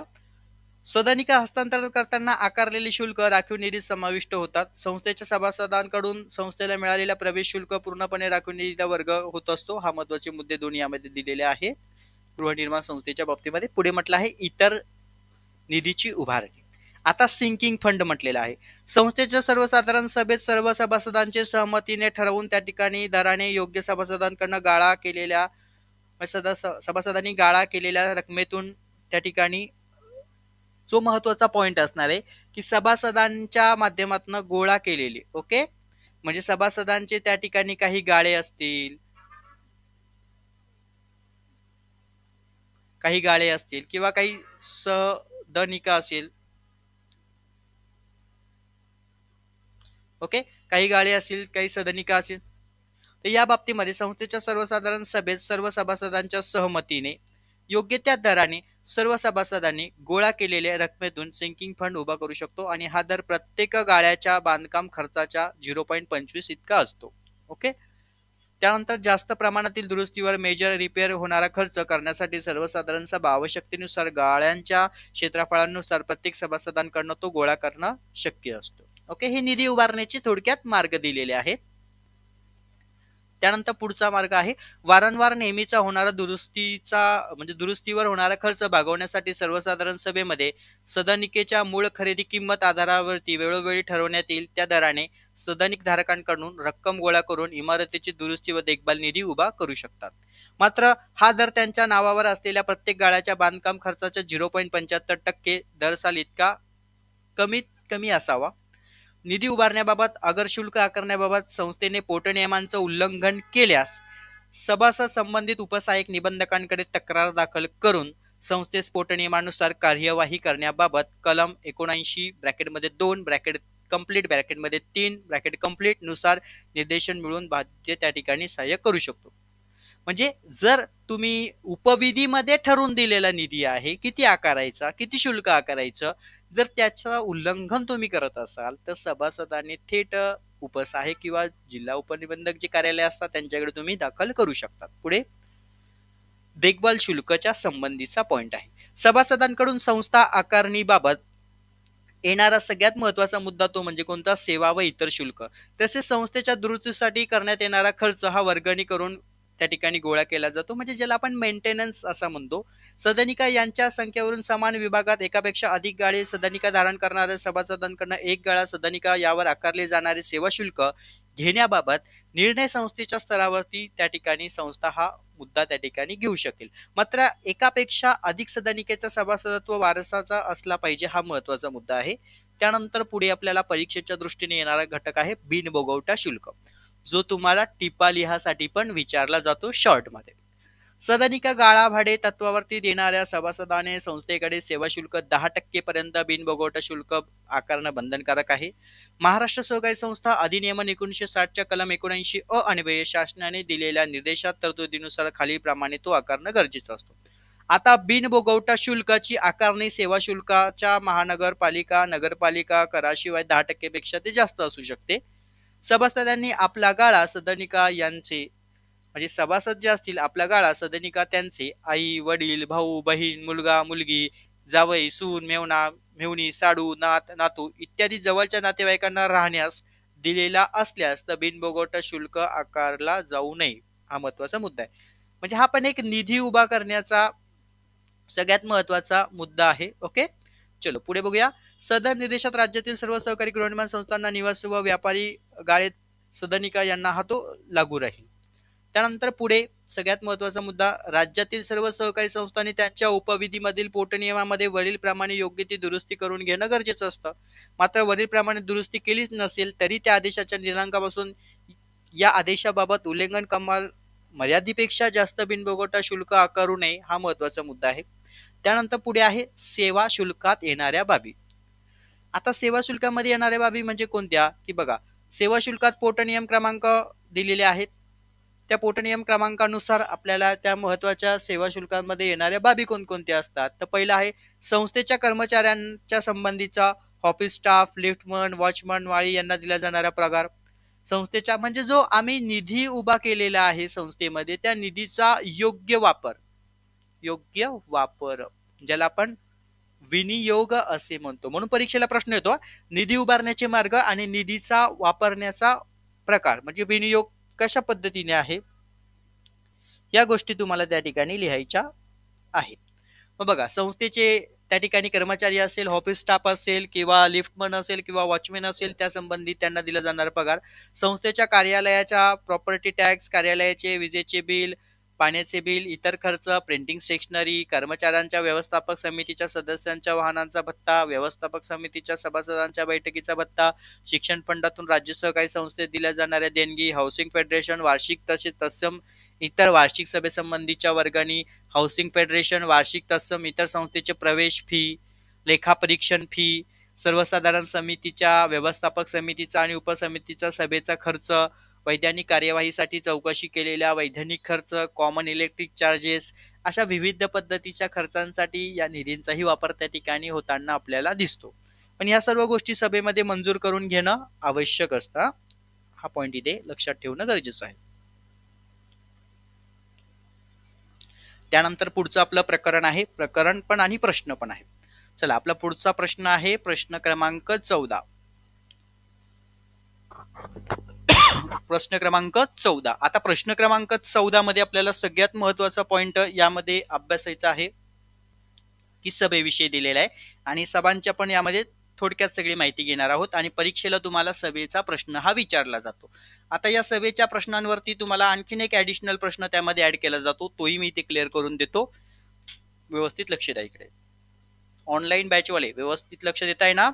ओके चला इकडे महत्वाचा मुद्दा आहे सर्वसाधारण सभा. आता यावरती प्रश्न कसा विचारतात, सहकारी गृहनिर्माण संस्थेच्या सर्वसाधारण सभांचे म्हणजे सभांचे प्रकार व व्यवस्थापक मंडळांची हक्क, कर्तव्य आणि जबाबदारी. बरोबर की नाही. आता एक लक्ष द्या, आता सभासदांचे आपण त्या ठिकाणी वरती प्रकार पाहिले, सभासदांचे हक्क, कर्तव्य, जबाबदाऱ्या पाहिल्या. आता पुढच्या परीक्षेच्या बाबतीमध्ये तुम्हाला याच टाईपचा क्वेश्चन फिरून विचारला जाऊ शकतो. तो कसा, सहकारी गृहनिर्माण संस्थांच्या सभासदांच्या संबंधीचे प्रकार स्पष्ट करून संस्थेच्या सभांविषयी माहिती लिहा. म्हणजे मी ऑपोजिट सांगतोय. आता इथे होतं सभांचे प्रकार, व्यवस्थापकांची हक्क, कर्तव्य, जबाबदाऱ्या. त्याचा ऍडिशनल दुसरा क्वेश्चन मी एक तयार केलाय की सहकारी गृहनिर्माण संस्थेच्या बाबतीमध्ये सभासदांचे प्रकार सांगून सभासदांचे हक्क, कर्तव्य, जबाबदाऱ्या आणि सभेचे प्रकार लिहा, किंवा व्यवस्थापक मंडळांचे हक्क, कर्तव्य, जबाबदाऱ्या सांगून सभांचे प्रकार लिहा. म्हणजे हे टॉपिक तुम्ही या ठिकाणी समजून घेणं गरजेचं आहे. पहिली सभा आपली असणार आहे बघा, आपण नोंदणीचा एक पॉइंट वरती पाहिला होता, नोंदणीनंतर पहिल्या सर्वसाधारण सभेची विषयपत्रिका खालीलप्रमाणे बंधनकारक असणं गरजेचं आहे. पहिलं, आता पहिल्या सर्वसाधारण सभेची जी काही प्रक्रिया आहे ती कशी पार पाडली जाते आणि याचा अधिकार कुणाला असतो, तर पहिली सर्वसाधारण सभा बोलवण्याचा अधिकार प्रवर्तकाला आहे. ओके, कधी रे, तर संस्थांची नोंदणी झाल्यानंतर किती महिन्याच्या आत, 3 महिन्याच्या आत. बरोबर की नाही. 3 महिन्याच्या आत प्रवर्तक पहिली सर्वसाधारण सभा बोलवतो आणि ह्या पहिल्या सर्वसाधारण सभेमध्ये कोणती कामकाज पार पडली जातात. चला, सभेच्या अध्यक्षांची निवड करणं हे पहिलं काम, प्रवर्तकाशिवाय इतर सदनिका धारकांचे सभासदत्व मंजूर करणं हे दुसरं काम, म्हणजे 1, 2. तिसरं, तात्पुरत्या व्यवस्थापक समितीची नेमणूक करणं. बघा, तुम्हाला परीक्षेला आणखीन एक प्रश्न विचारतात, पहिल्या सर्वसाधारण सभेमध्ये तात्पुरत्या व्यवस्थापक समितीची निवड केली जाते, चूक आहे का बरोबर आहे, हे प्रश्न आपल्याला क्लिअरपणे माहिती असले पाहिजे. ओके, पुढे, मुख्य प्रवर्तकाने पहिल्या सर्वसाधारण सभेच्या पूर्वीच्या 14 दिवसापर्यंतचा सर्व खर्च स्वीकारणे व मंजुरी देणं, तात्पुरत्या व्यवस्थापक समितीच्या विकासकांकडून कन्व्हेन्स, त्यासंबंधी मालकी हक्क इत्यादी मिळवणं, त्यासंबंधीची कागदपत्र मिळवण्याचा अधिकार देणं, बाहेरून उभारला गेलेला निधी, कर्ज याबाबत मर्यादा घालणं, त्यानंतर अंतर्गत लेखापरीक्षकाची नेमणूक व त्याची फी ठरवणं, जिल्हा हाऊसिंग फेडरेशनच्या बाबतीमध्ये योग्य ते सभासदत्वाचे निर्णय घेणं, तात्पुरत्या व्यवस्थापक समितीपैकी एका सदस्यात व्यवस्थापक समितीची सभा बोलवण्याबाबतचे अधिकार देणं, अध्यक्षांच्या परवानगीने ज्या बाबीची आगाऊ सूचना देणं आवश्यक आहे अशा बाबी वगळून सभासदांनी उपस्थित केलेल्या आयत्या वेळेच्या विषयाचा विचार करणं व त्याबाबतचे ठराव सहमत करणं. हे कधी असणार, पहिल्या सर्वसाधारण सभेच्या बाबतीमध्ये. आला पॉइंट लक्षात. प्रश्न क्रमांक आहे आपला या ठिकाणी 14वा. चलो पुढे बघूया आपण आता वार्षिक सर्वसाधारण सभा. आता आपण थोडक्यात वार्षिक सर्वसाधारण सभेविषयी माहिती पाहिली होती. संस्थेच्या वार्षिक सर्वसाधारण सभा ऑगस्ट महिन्याच्या 14 तारखेपर्यंत बोलवावी, काही कारणास्तव मुदत ही वाढ यामध्ये केली जाते. त्यानंतर पुढचा महत्वाचा मुद्दा आपला असणार आहे परीक्षेच्या दृष्टीने वार्षिक सर्वसाधारण सभेचे विषय, जे आता आपण वरती जबाबदारी पाहिली वार्षिक सर्वसाधारण सभेची, तीच इथे असणार आहे. यामध्ये थोडक्यात काही तुम्हाला असं वेगळं चेंजेस नाहीये. ओके, ते सर्व तुम्हाला यामध्ये लिहायचं आहे. हे सर्व तुम्हाला पीडीएफ सेक्शन मध्ये दिलेले आहे. पुन्हा एकदा तुम्हाला ज्यांना लिहून घ्यायचं असेल ऑनलाईन वाले किंवा स्क्रीनशॉट मारू शकता तुम्ही.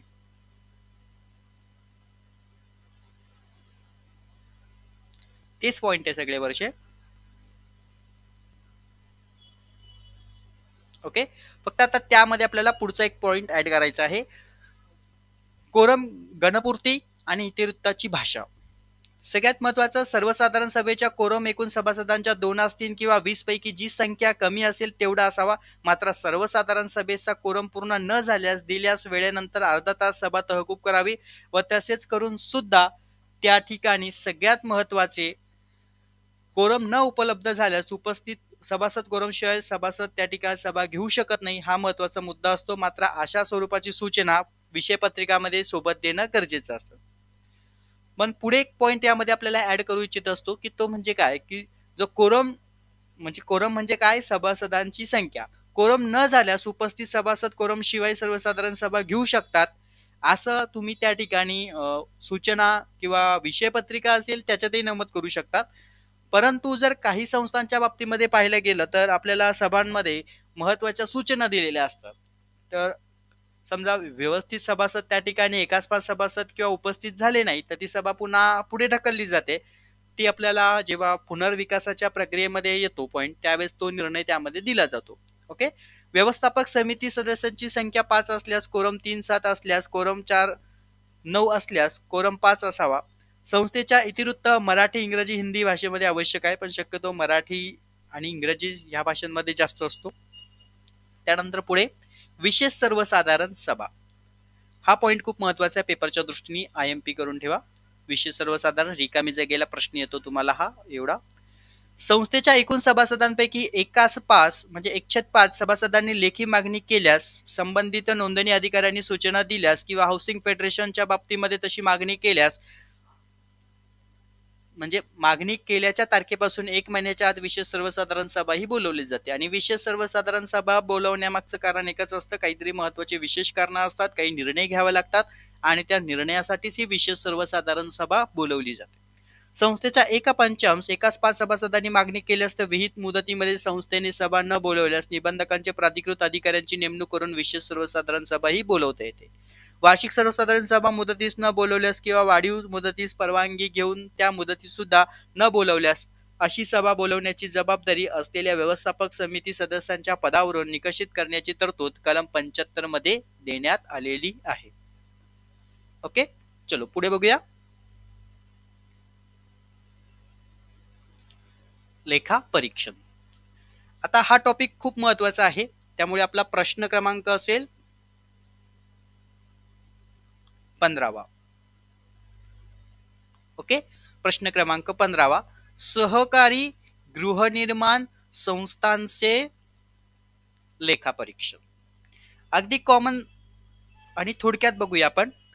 महाराष्ट्र सहकारी संस्था अधिनियम 1960 चे कलम 81 अन्वये आपल्याला संस्थांचं लेखापरीक्षण करून घेणं बंधनकारक असतं. पण इथे म्हटलंय कलम 81 ब्रॅकेटमध्ये एक ब्रॅकेट कंप्लीट ब्रॅकेटमध्ये ब ब्रॅकेट कंप्लीट मध्ये सहकारी गृहनिर्माण संस्थांचे समावेश होत असल्याने सदर सहकारी गृहनिर्माण संस्थांचं लेखापरीक्षण करून घेणं बंधनकारक आहे. मग आता लेखापरीक्षण करण्यासाठी कुणाची आवश्यकता असेल रे? ते लेखापरीक्षकाची. मग लेखापरीक्षकाच्या नामतालिकेमधील म्हणजे पॅनलवर अधिकृत असलेले चार्टर्ड अकाउंटंट असतील किंवा काही सर्टिफाईड ऑडिटर असतील तर त्यांच्या माध्यमातून संस्थेचं लेखापरीक्षण करून घेणं बंधनकारक आहे. ओके, चलो पुढे. संस्थेच्या वार्षिक सर्वसाधारण सभेमध्ये लेखापरीक्षणाची नियुक्ती करण्यात आलेला जो कोणी लेखापरीक्षक असेल तो लेखापरीक्षण करत असतो. नियुक्त केलेल्या लेखापरीक्षकाचं नाव, त्याचा पत्ता, त्याचा दूरध्वनी क्रमांक, इतर तपशील संस्थेच्या नोटीस बोर्डवरती तसंच ठळक ठिकाणी जाहीर करावे. असे केल्याने निबंधकांनाही या गोष्टी समजतात. लेखापरीक्षकाकडे तक्रारदार सभासद त्यांच्या तक्रारी मांडू शकतात व तक्रारीचे निवारण करू शकते. म्हणून लेखापरीक्षकांनी संस्थेच्या लेखापरीक्षणासाठी कधी येणार याबाबतचा तपशील व दिनांक वेळ नोटीस बोर्डवर संस्थेत ठळक ठिकाणी जाहीर करणं आवश्यक आहे. लेखापरीक्षणासाठी पोटनियमातील तरतुदीनुसार आवश्यक कागदपत्र, हिशेब पुस्तके आणि सचिवाची लेखापरीक्षणांना त्या गोष्टी तिथं उपलब्ध करून देण्याची जबाबदारी असते. संस्थेचे जे सचिव असतात त्यांनी लेखापरीक्षकाला कागदपत्र, हिशेब पुस्तके उपलब्ध करून देणं बंधनकारक असतं. त्यानंतर संस्थेने सर्वसाधारण सभेत ठेवण्यापूर्वी म्हणजे सर्वसाधारण सभेत ठेवण्यापूर्वी लेखापरीक्षण अहवालाच्या प्रती सभासदांनी मागणी केल्यास कायद्यातील तरतुदीनुसार आवश्यक ते शुल्क आकारून उपलब्ध करून देणं बंधनकारक असतं. ओके, आता पुढचा मुद्दा आहे लेखापरीक्षणासाठी समाविष्ट असणाऱ्या बाबी कोणत्या आहेत. कलम 81(2) मध्ये काही समाविष्ट बाबी करण्यात आलेल्या आहेत. पहिला आहे रोख शिल्लक आणि गुंतवणूक व संस्थेचे दायित्व व मालमत्तेचे मूल्यांकन. पुढे आहे संस्थेच्या स्तरावर आवाजवी पेनल्टी आकारली असेल किंवा ह्या काही गोष्टी तिथं अफरातफर लबाडी धोके होत असतील किंवा एक्स्ट्राचे चार्जेस आकारले जात असतील तर ह्या गोष्टींचाही उल्लेख लेखापरीक्षणाच्या अहवालामध्ये असणं गरजेचं आहे. त्या संबंधीच्या सूचनाही लेखापरीक्षकांनी संस्थेला देणं बंधनकारक आहे. आणि ते दोष दुरुस्ती जे असतील किंवा जे दोष आढळले असतील, ज्या चुका असतील त्या दुरुस्ती करून घेण्याच्या संबंधीचे आदेश सुद्धा त्या ठिकाणी जो काही लेखापरीक्षक असेल त्यांनी संस्थेला सांगणं गरजेचं आहे. त्यानंतर पुढचा पॉईंट बघूया. संस्थेच्या आर्थिक व्यवहाराचे वस्तुस्थिती मूल्यांकन करताना संस्थेने गुंतवलेला निधी योग्य ठिकाणी गुंतवलेला आहे का, ठेवीचे नूतनीकरण केले आहे का, मोठ्या दुरुस्तीचा खर्च करताना विहित कार्यपद्धतीचा अवलंबन केला आहे का. एक लक्षात घ्या, तुम्हाला एक जस्ट क्वेश्चन पेपरला काही गोष्टी विचारल्या जातात, तो म्हणजे कोणता असणार आहे की लेखा परीक्षण करताना लेखा परीक्षकाने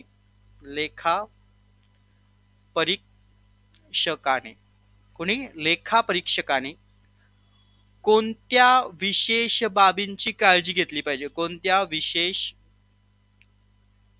बाबींची काळजी घेतली पाहिजे. संस्थेच्या आर्थिक व्यवहाराचे वस्तुनिष्ठ मूल्यमापन करताना संस्थेचे गुंतवलेला निधी योग्य ठिकाणी गुंतवलेले आहे का याचं पाहणी केलं पाहिजे. ठेवीचं नूतनीकरण केलंय का, मोठ्या दुरुस्तीचा खर्च केला आहे का, या गोष्टी तपासल्या पाहिजे. याशिवाय गृहनिर्माण संस्थेच्या संदर्भात लेखापरीक्षकांकडून दुर्लक्षित केल्या जाणाऱ्या खालील बाबींची तपासणी याबाबत शेरे लेखापरीक्षण अहवालामध्ये समाविष्ट करणं बंधनकारक आहे. पुढे म्हटलेलं आहे वैयक्तिक खर्च नफा तोट्या नावे टाकला आहे का. हे पॉईंट तुमच्यासाठी खूप IMP आहेत हा, लक्षात घ्या. पेपर नंबर 3च्या दृष्टीने पण आता आपल्याला या ठिकाणी एक जस्ट असा परीक्षेला प्रश्न विचारला जाऊ शकतो पुढच्या एक्झामसाठी की गृहनिर्माण संस्थांचं लेखा परीक्षण करत असताना लेखा परीक्षकाने कोणत्या विशेष बाबींची काळजी घेणं आवश्यक आहे.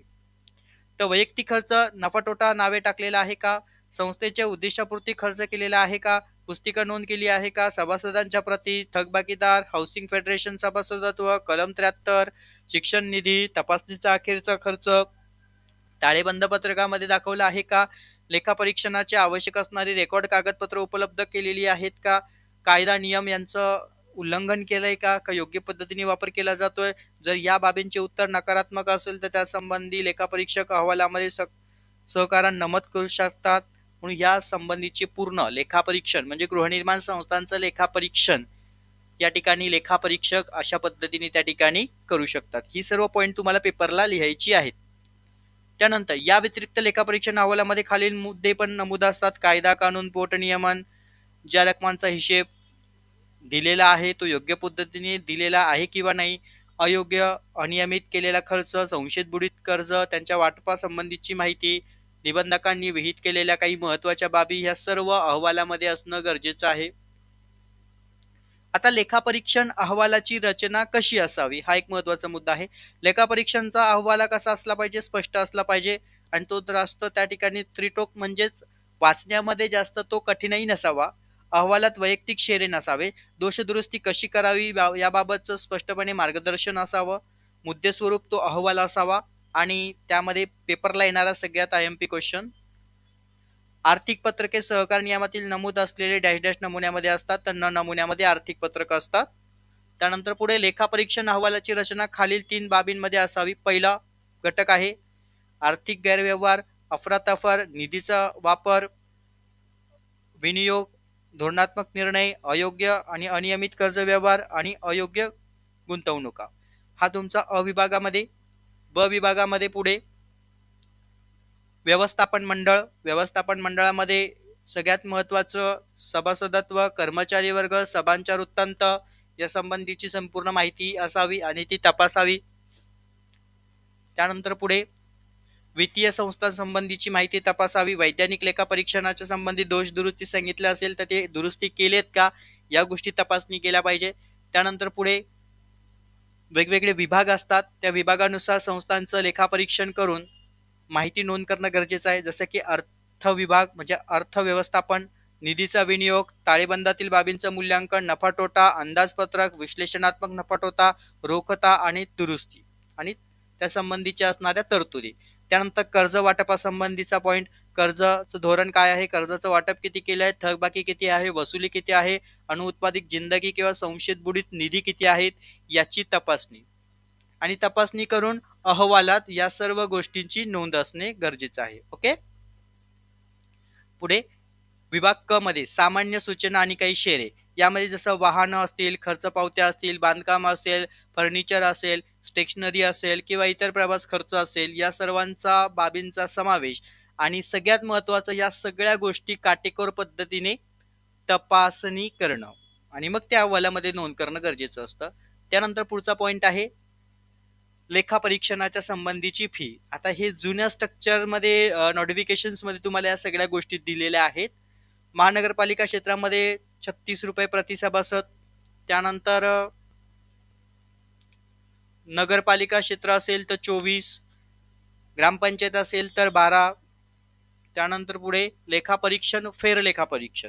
आता वरील लेखापरीक्षण केलंय, परंतु काही कारणास्तव संस्थेला वाटलं किंवा निबंधकांना वाटलं की संस्थेमध्ये जे लेखापरीक्षण झालंय त्यामध्ये काहीतरी चुका असू शकतात, तर त्यासाठी फेर लेखापरीक्षण पद्धत आहे. संस्थेच्या अर्जावर अथवा इतर कारणास्तव संस्थेचे लेखापरीक्षण झालेल्या हिशेबाची पुन्हा तपासणी करणं आवश्यकता निबंधकास वाटल्यास निबंधक फेर लेखापरीक्षणाचे आदेश देऊ शकतात. संस्थेने अथवा सभासदाने फेर लेखापरीक्षणाची मागणी करताना सदरचे लेखापरीक्षण का करणं आवश्यक आहे याचं कारणही तुम्हाला अर्जामध्ये देणं बंधनकारक असतं. पण लेखापरीक्षणाची फी जी असते बघा, जर निबंधकांनी स्वतःहून फेर लेखापरीक्षणाचे आदेश काढतात, जर आदेश काढला असेल तर तो शासन खर्चातनं होत असतो. हा महत्वाचा मुद्दा. मागणं पण पुढचा पॉइंट, संस्थेने मागणी केल्यास सदरची फेर लेखापरीक्षण फी मात्र संस्थेला भरावी लागते. बघा, एक गोष्ट लक्षात घ्या, निबंधकांनी आदेश दिले तर शासकीय खर्चात न होणार, जर संस्थेने मागणी केली आहे तर संस्थेला तो खर्च करावा लागणार. ओके, सभासदांनी मागणी केल्यास सदरचे लेखापरीक्षण फी ही सभासदांना त्या ठिकाणी भरावी लागणार. हा महत्वाचा मुद्दा. आणि पुढे आपला शेवटचा आहे लेखापरीक्षण अहवालाचे दोष दुरुस्ती अहवाल. आता यामध्ये हा पॉइंट डॅश करून ठेवा. लेखापरीक्षण अहवालामध्ये नमूद केलेल्या दोषांची पूर्तता ही ओ नमुन्यामध्ये असते. म्हणजे लेखापरीक्षण दोष दुरुस्ती अहवाल संस्थेचे लेखापरीक्षण अहवाल मिळाल्यापासून 3 महिन्यांमध्ये ते बंधनकारक सादर करणं गरजेचे. हे दोन्हीही क्वेश्चन IMP आहेत, ओ नमुना आणि 3 महिने. हे तुम्हाला पेपरला 100% येतात. ओके, पेपर 3 मध्ये पण येतात, पेपर 1 मध्ये पण येतात, पेपर 5 मध्ये पण येतात. पुढे कलम 87 ब्रॅकेटमध्ये 4 संस्था दोषीच्या समाधानकारक पूर्तता करू शकत नसेल तर निबंधक त्यांची पूर्तता करून घेण्यासाठी भाग पाडू शकतात व त्याचा खर्च संस्थेकडूनही वसूल केला जातो. ओके, चलो इथपर्यंत पॉइंट कळाला लेखापरीक्षणा संबंधीचा. आता आपल्याला पुढचा शेवटचा जे काही 2 टॉपिक बाकी आपले फक्त, यामध्ये प्रश्न क्रमांक आपला आता असणार आहे 15वा. प्रश्न क्रमांक 15वा. आता प्रश्न क्रमांक 15 मध्ये आपण अभ्यासणार आहोत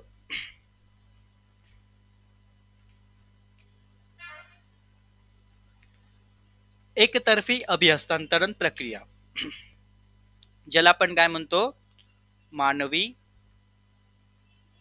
अभिहस्तांतरण. ओके, परीक्षेला तुम्हाला 5 मार्कांसाठी किंवा 10 मार्कांसाठी प्रश्न येतो. ओके, आणि आपला प्रश्न क्रमांक आहे 15वा. आता मानवी अभिहस्तांतरण किंवा एकतर्फी अभिहस्तांतरण प्रक्रिया ही जशीच्या तशी आहे तसंच आपल्याला पेपरला लिहायचं, यामध्ये तुम्हाला कोणताही चेंजेस करायचा नाहीये.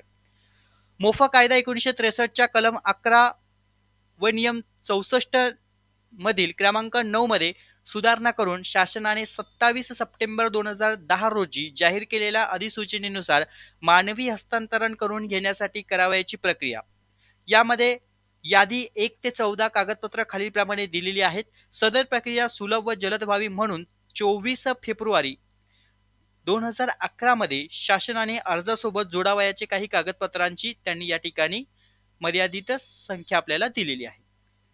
संस्थेने माजी जिल्हा उपनिबंधक, उपनिबंधक, सहकारी संस्था, सक्षम प्राधिकारी यांच्याकडे नमुना 7 मध्ये अर्ज करणं आवश्यक आहे. तुम्हाला रिकाम्या जागेला प्रश्न येऊ शकतो, मानवी अभिहस्तांतरणासाठी किंवा एकतर्फी अभिहस्तांतरणासाठी डॅश डॅश नमुन्यामध्ये अर्ज सादर करणं गरजेचं आहे. तर नमुना 7 मध्ये अर्जावर सगळ्यात महत्वाचं 2000चा कोर्स स्टॅम्प लावणं आवश्यक आहे. अर्जासोबत खालील कागदपत्र जोडणं गरजेचे आहे. आता ही कागदपत्र जशीच्या तशी तुम्हाला पेपरला लिहायची आहेत. नोटरी किंवा कार्यकारी दंडाधिकारी यांच्या समोरचं प्रतिज्ञापत्र, संस्था नोंदणी प्रमाणपत्राची सत्यप्रत, अपार्टमेंट असल्या डीड ऑफ द डिक्लेरेशनची प्रत, जागेचा 7/12 उतारा किंवा मालमत्तेचा रजिस्टर उतारा, सर्व सदनिका दुकानं यांच्या संबंधीची माहिती, तसेच सभासदांची नमुन्यातील यादी, विकसन करारनामा संबंधीची माहिती, त्यानंतर पुढे कुलभिमुख पत्र असल्यासंबंधीची माहिती, अभिहस्तांतरण करून ठेवण्यासाठी मूळ मालक अथवा विकसकांनी दिलेल्या नोटिसांच्या प्रती, मूळ मालक अथवा विकसक यांच्या पत्रव्यवहारांचा पत्ता, दूरध्वनी क्रमांक या संबंधीची माहिती, जागेचा शोध अहवाल, बिनशेतीचं प्रमाणपत्र, कमाल जमीनदारांना कायद्यातील सूट मिळाल्याचे प्रमाणपत्र, त्यानंतर पुढे इमारतीच्या मंजुरी संबंधीचा नकाशा आणि जागेचा नोंदणीचा नकाशा, आर्किटेक्चरचा दाखला, या सगळ्या गोष्टी त्या ठिकाणी नोंद करणं आवश्यक आहे. कागदपत्र त्या ठिकाणी सादर करणं गरजेचे असतात. ओके, मानवी अभिहस्तांतरणासाठी किंवा एकतर्फी अभिहस्तांतरणासाठी. आणि आता आपला शेवटचा टॉपिक आणि शेवटचा प्रश्न क्रमांक 16. ओके, तर आजच्या लेक्चरला आपण हे प्रश्न 16 पर्यंत अभ्यासले सगळे. आणि शेवटचा जो आपला टॉपिक आहे इमारतीचा पुनर्विकास, हाही तुम्हाला 10 मार्कांसाठी शॉर्ट नोट्स येतो किंवा टिपा लिहायला 5 मार्कासाठी येतो, पण आल्यावरती तुम्हाला हे पूर्ण लिहायचं आहे. आता या ठिकाणी बघा, सगळ्यात महत्वाचा पॉइंट, तुम्हाला कन्सेप्ट मी पूर्ण क्लिअर सांगतो. या ठिकाणी इमारत आहे आणि ही इमारत समजा आपण 1995 साली बांधलेली आहे. जर आत्ताच्या कंडिशनला म्हणजे 2024च्या या कालावधीमध्ये जर आपण पाहिलं तर ह्या इमारतीमध्ये सगळं जुनं स्ट्रक्चर होतं. आता यामध्ये सभासदही राहत आहेत. आता यामध्ये आपण समजा पकडले 200 सभासद राहत आहेत. मोठी इमारत आहे, 200 सभासद राहत आहे. 1995 साली ही इमारत उभी केलेली आहे. आता ही इमारतच जुनी झाली आहे, बरोबर. ही जुनी इमारत झालेली आहे. तर ह्या जुनी इमारतीचा आता आपल्याला 2024 किंवा पुढे 25-26च्या कालावधीमध्ये काय करायचं आहे, पुनर्विकास करायचा आहे, रिडेव्हलपमेंट करायचं आहे. मग याच्यासाठी जर आपण कालावधी पाहिला तर जवळजवळ 29 किंवा 25-26ला जर पाहिलं तर 30 वर्ष आपले त्या ठिकाणी कंप्लीट होतात. आणि इमारतीचा पुनर्विकास करायचा असेल तर सगळ्यात महत्वाचं आपण सुरुवातीला पाहिलं की आपण ज्या गृहनिर्माण संस्था उभ्या केल्या तर त्या ठिकाणी संस्थेच्या जागेची मालकी आणि इमारतीची मालकी ही कुणाकडे आहे, संस्थेकडेच आहे, बरोबर. फक्त फ्लॅट धारकांना त्यांच्या फ्लॅटच्या मालकी दिलेल्या आहेत. काही भाडेकरू असेल तर त्यांना भाडेकरू तत्वावरती दिलेले आहे. पण जागेच्या आणि ह्या इमारतीची जी मालकी मात्र कुणाकडे असणार आहे, संस्थांकडे असणार आहे. मग आता कालांतराने ह्या इमारती आपल्याला पुनर्विकास करायच्या आहेत. तर त्या संबंधी पूर्वी काय व्हायचं की मोठ्या प्रमाणावरती संस्थेमध्ये असणारे पदाधिकारी, ओके, किंवा व्यवस्थापक मंडळ काय करायचं, आपल्या जवळच्या लोकांनाच कॉन्ट्रॅक्ट देऊन मोकळे व्हायचे. त्यामुळे ते कधी कधी त्या ठिकाणी भेसळयुक्त माल वापरायचे किंवा कॉन्ट्रॅक्ट घेऊन पळून जायचे किंवा पैसे बुडवून ठेवायचे किंवा वेळ खूप लावायचे. यामुळे सभासदांना ही अडचणी समस्या त्या ठिकाणी निर्माण होताना आपल्याला बघाव्यास मिळत होता. म्हणून शासनाने काय केलं, एक कुठेतरी नियामक एक वचक बसवण्यासाठी आणि एक कायदेशीर तरतुदीनुसार ही संकल्पना, ही प्रक्रिया पार पाडण्यासाठी शासनाने 3/1/2009 मधील एक GR काढला. आणि यामध्ये सांगण्यात आलं की सगळ्यात महत्वाचं, जर तुम्हाला इमारतीच्या पुनर्विकासाची प्रक्रिया पार पाडायची असेल तर त्या संबंधीच्या काही सूचना आणि पद्धती आहे त्या पुढील पद्धतीने आहेत, त्यानुसार तुम्हाला ते अनिवार्य असणार आहे. मग यामध्ये म्हणण्यात आलं की पुनर्विकास करण्याबाबतच्या किमान तुम्हाला त्या ठिकाणी 1/4 सभासदांनी कोणाकडे निवेदन द्यायचं आहे, सचिवाकडे. असे निवेदन प्राप्त झाल्यानंतर व्यवस्थापन समितीने 8 दिवसाच्या आतमध्ये निर्णय घेऊन 1 महिन्यामध्ये सर्वसाधारण सभा बोलवली पाहिजे. आणि त्यामध्ये संदर्भातली किमान 14 दिवस आधी त्यांनी नोटीस देणं बंधनकारक आहे. अशा सभेबाबत व्यवस्थापन समितीने किमान 5 वर्ष अनुभवी असणाऱ्या तज्ज्ञ व्यक्तींची तसेच वास्तुविशारद तज्ज्ञ व्यक्तींची पुनर्विकास कामकाजाच्या प्रकल्प अहवालासाठी प्रोजेक्ट तयार करण्यासाठी कोटेशन मागवलं पाहिजे. त्यानंतर वास्तुविशारद शासकीय किंवा स्थानिक प्राधिकरणाच्या पॅनलवर तो असणं आवश्यक आहे. त्यानंतर या सर्व सभेत पुनर्विकासाचा प्राथमिक निर्णय, वास्तुविशारकाची निवड करणे, सल्लागाराची निवड करणे, त्याच्या कामकाजाची रूपरेषा अटी शर्ती निश्चित करणे याबाबतचे निर्णय घेतले पाहिजे. पुढे म्हटलं आहे, सदर सभेला एकूण सभासदांच्या 3/4 इतका म्हणजे 75% कोरम असणे म्हणजे सभासद संख्या न उपलब्ध झाल्यास, म्हणजे तेवढं असणं आवश्यक आहे, पण जर न उपलब्ध झाल्यास तर ही सभा पुढे 8 दिवसासाठी काय केली जाते, पुढे ढकलली जाते. मग अशा सभेतही कोरम जो उपलब्ध नाहीच झाला तर पुनर्विकासाचा जो निर्णय आहे तो काय केला जातो रे, रद्द केला जातो. अशा सभेचे पुनर्विकास संस्थेच्या दप्तरी नोंदवून त्यांची प्रत सभासदांना व निबंधकांना पाठवून त्यांच्या पोस्ट संस्थेच्या दप्तरी ठेवल्या पाहिजे. त्यानंतर वास्तुविशारद तज्ञांच्या निवडी झाल्यानंतर त्या ठिकाणी त्यांचे नियुक्तीपत्रक संस्थेच्या 15 दिवस म्हणजे सचिवांनी 15 दिवसाच्या आत त्यांना दिले पाहिजे. वास्तुविशारकांकडून प्रकल्प अहवाल प्राप्त झाल्यानंतर सभासदांकडून सूचना हरकती मागवल्या पाहिजे की बाबा यामध्ये तुम्हाला काही हरकत आहे का, या सगळ्या गोष्टी तुम्हाला मान्य आहेत का, या संबंधीची माहिती मिळवणं. त्यानंतर वास्तुविशारकाची अंतिम मसुदा तयार करतील व त्या आधारे स्पर्धात्मक निवेदिका मागवण्याचा निर्णय घेणं आवश्यक आहे. आणि मग पुढे अंतिम निवेदिका प्राप्त झाल्यानंतर व्यवस्थापन समितीच्या सभेच्या निवेदिकांच्या प्रतिनिधी छाननी करण्यात येईल व वास्तुविशारक आलेल्या निवेदकांची छाननी करून निवेदा अंतिम करतील व त्याबाबत संस्थेचे सचिव या सर्व गोष्टी त्या ठिकाणी कळवतील. आणि मग शेवटी त्यानंतर विकासकाची निवड करण्यासाठी विशेष सर्वसाधारण सभांची त्या ठिकाणी सभा बोलवली जाईल आणि अशा सभेला त्या ठिकाणी निबंधक अथवा त्यांचा प्रतिनिधी उपस्थित आवश्यक असेल. तसेच सभेचे छायाचित्रीकरण करणं गरजेचे असते. हे महत्वाचे पॉइंट आहे. आणि पुढच्या पॉइंटमध्ये त्यांनी म्हटलेलं आहे, सदर सभेचे आयोजन निबंधक अथवा त्यांचे प्रतिनिधीचे पुनर्परवानगीनेच सभेचे ठिकाण वेळ निश्चित करून 14 दिवस अगोदर ह्या सगळ्या गोष्टी काढल्या पाहिजे. या सभेत पात्र निवेदकांधारकांच्या प्रतिनिधीला उपस्थित राहता येईल. सभेला एकूण सभासदांच्या 3/4 इतकी जी काही उपस्थिती आहे ती अनिवार्य असणार आहे. विशेष सर्वसाधारण सभेने मान्यता दिल्यानंतर वास्तुविशारक तज्ञांनी समितीच्या सूचनांचा त्या ठिकाणी करारनामा तयार केला पाहिजे. अशा करारनामा अंतिम झाल्यानंतर त्याची नोंद अनिवार्य असणं गरजेचं आहे. आणि सभासदांच्या मागणीनुसार विकसन करार, मंजुरीचा नकाशा व इतर कागदपत्रांची मागणी केल्याच्या नकली किंवा त्या संबंधीची फी घेऊन त्यांना त्या प्रती देणं बंधनकारक आहे.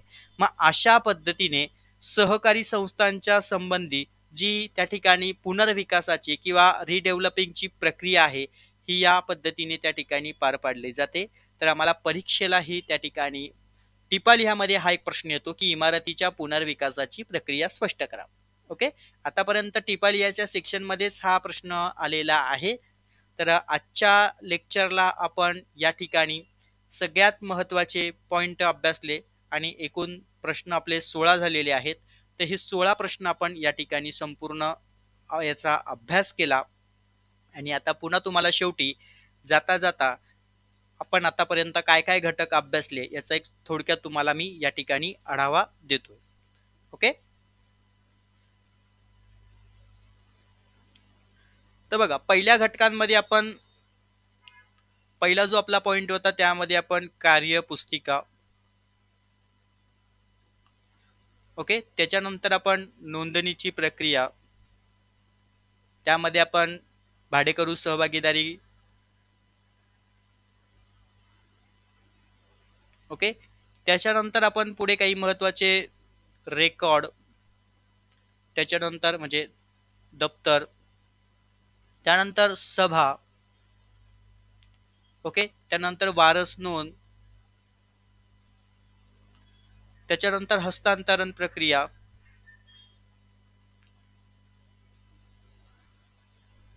त्यानंतर अभिहस्तांतरण,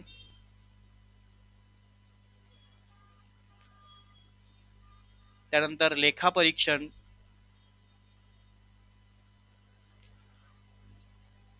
त्यासोबतच आपण सभेचेही काही प्रकार पुन्हा पाहिले. त्यानंतर पुनर्विकास प्रक्रिया. अशा पद्धतीचे हे महत्त्वाचे टॉपिक्स पेपरला येणारे आहेत. या सर्वांचा आपण व्यवस्थित अभ्यास या ठिकाणी समजून घेतला. तसेच विद्यार्थी मित्रांनो, तुम्हाला आजचा आपला व्हिडिओ सेक्शन तसेच आपला आजचं लेक्चर्स सर्वांना आवडलं असेल. याचा रेकॉर्डेड सिस्टीम आपल्या बॅचच्या विद्यार्थ्यांना मिळून जाईल. ओके, तसेच आपले जे नवीन विद्यार्थी या ठिकाणी बॅच जॉईन करू इच्छित असतील तर त्यांना त्या ठिकाणी सगळ्यात महत्त्वाची संधी आहे. ऑगस्ट महिन्यापर्यंत तुम्ही बॅचेस शेड्यूल जॉईन करू शकतात GDCA परीक्षेसंबंधीची. ओके, त्यासाठी तुम्हाला नंबर देतो 85 30 80 42 74 यावरती तुम्ही कॉन्टॅक्ट करा. सर्व विद्यार्थ्यांना परीक्षेच्या दृष्टीने ऑल द बेस्ट. आणि आपला पार्ट 2 मी लवकरच घेऊन येणार आहे. पार्ट 1 मध्ये आपण काही महत्त्वाचे प्रश्न समजून घेतले आहेत. ओके, इथपर्यंत सर्व विद्यार्थ्यांना व्यवस्थित समजलं असेल. सर्व विद्यार्थ्यांना ऑल द बेस्ट. धन्यवाद.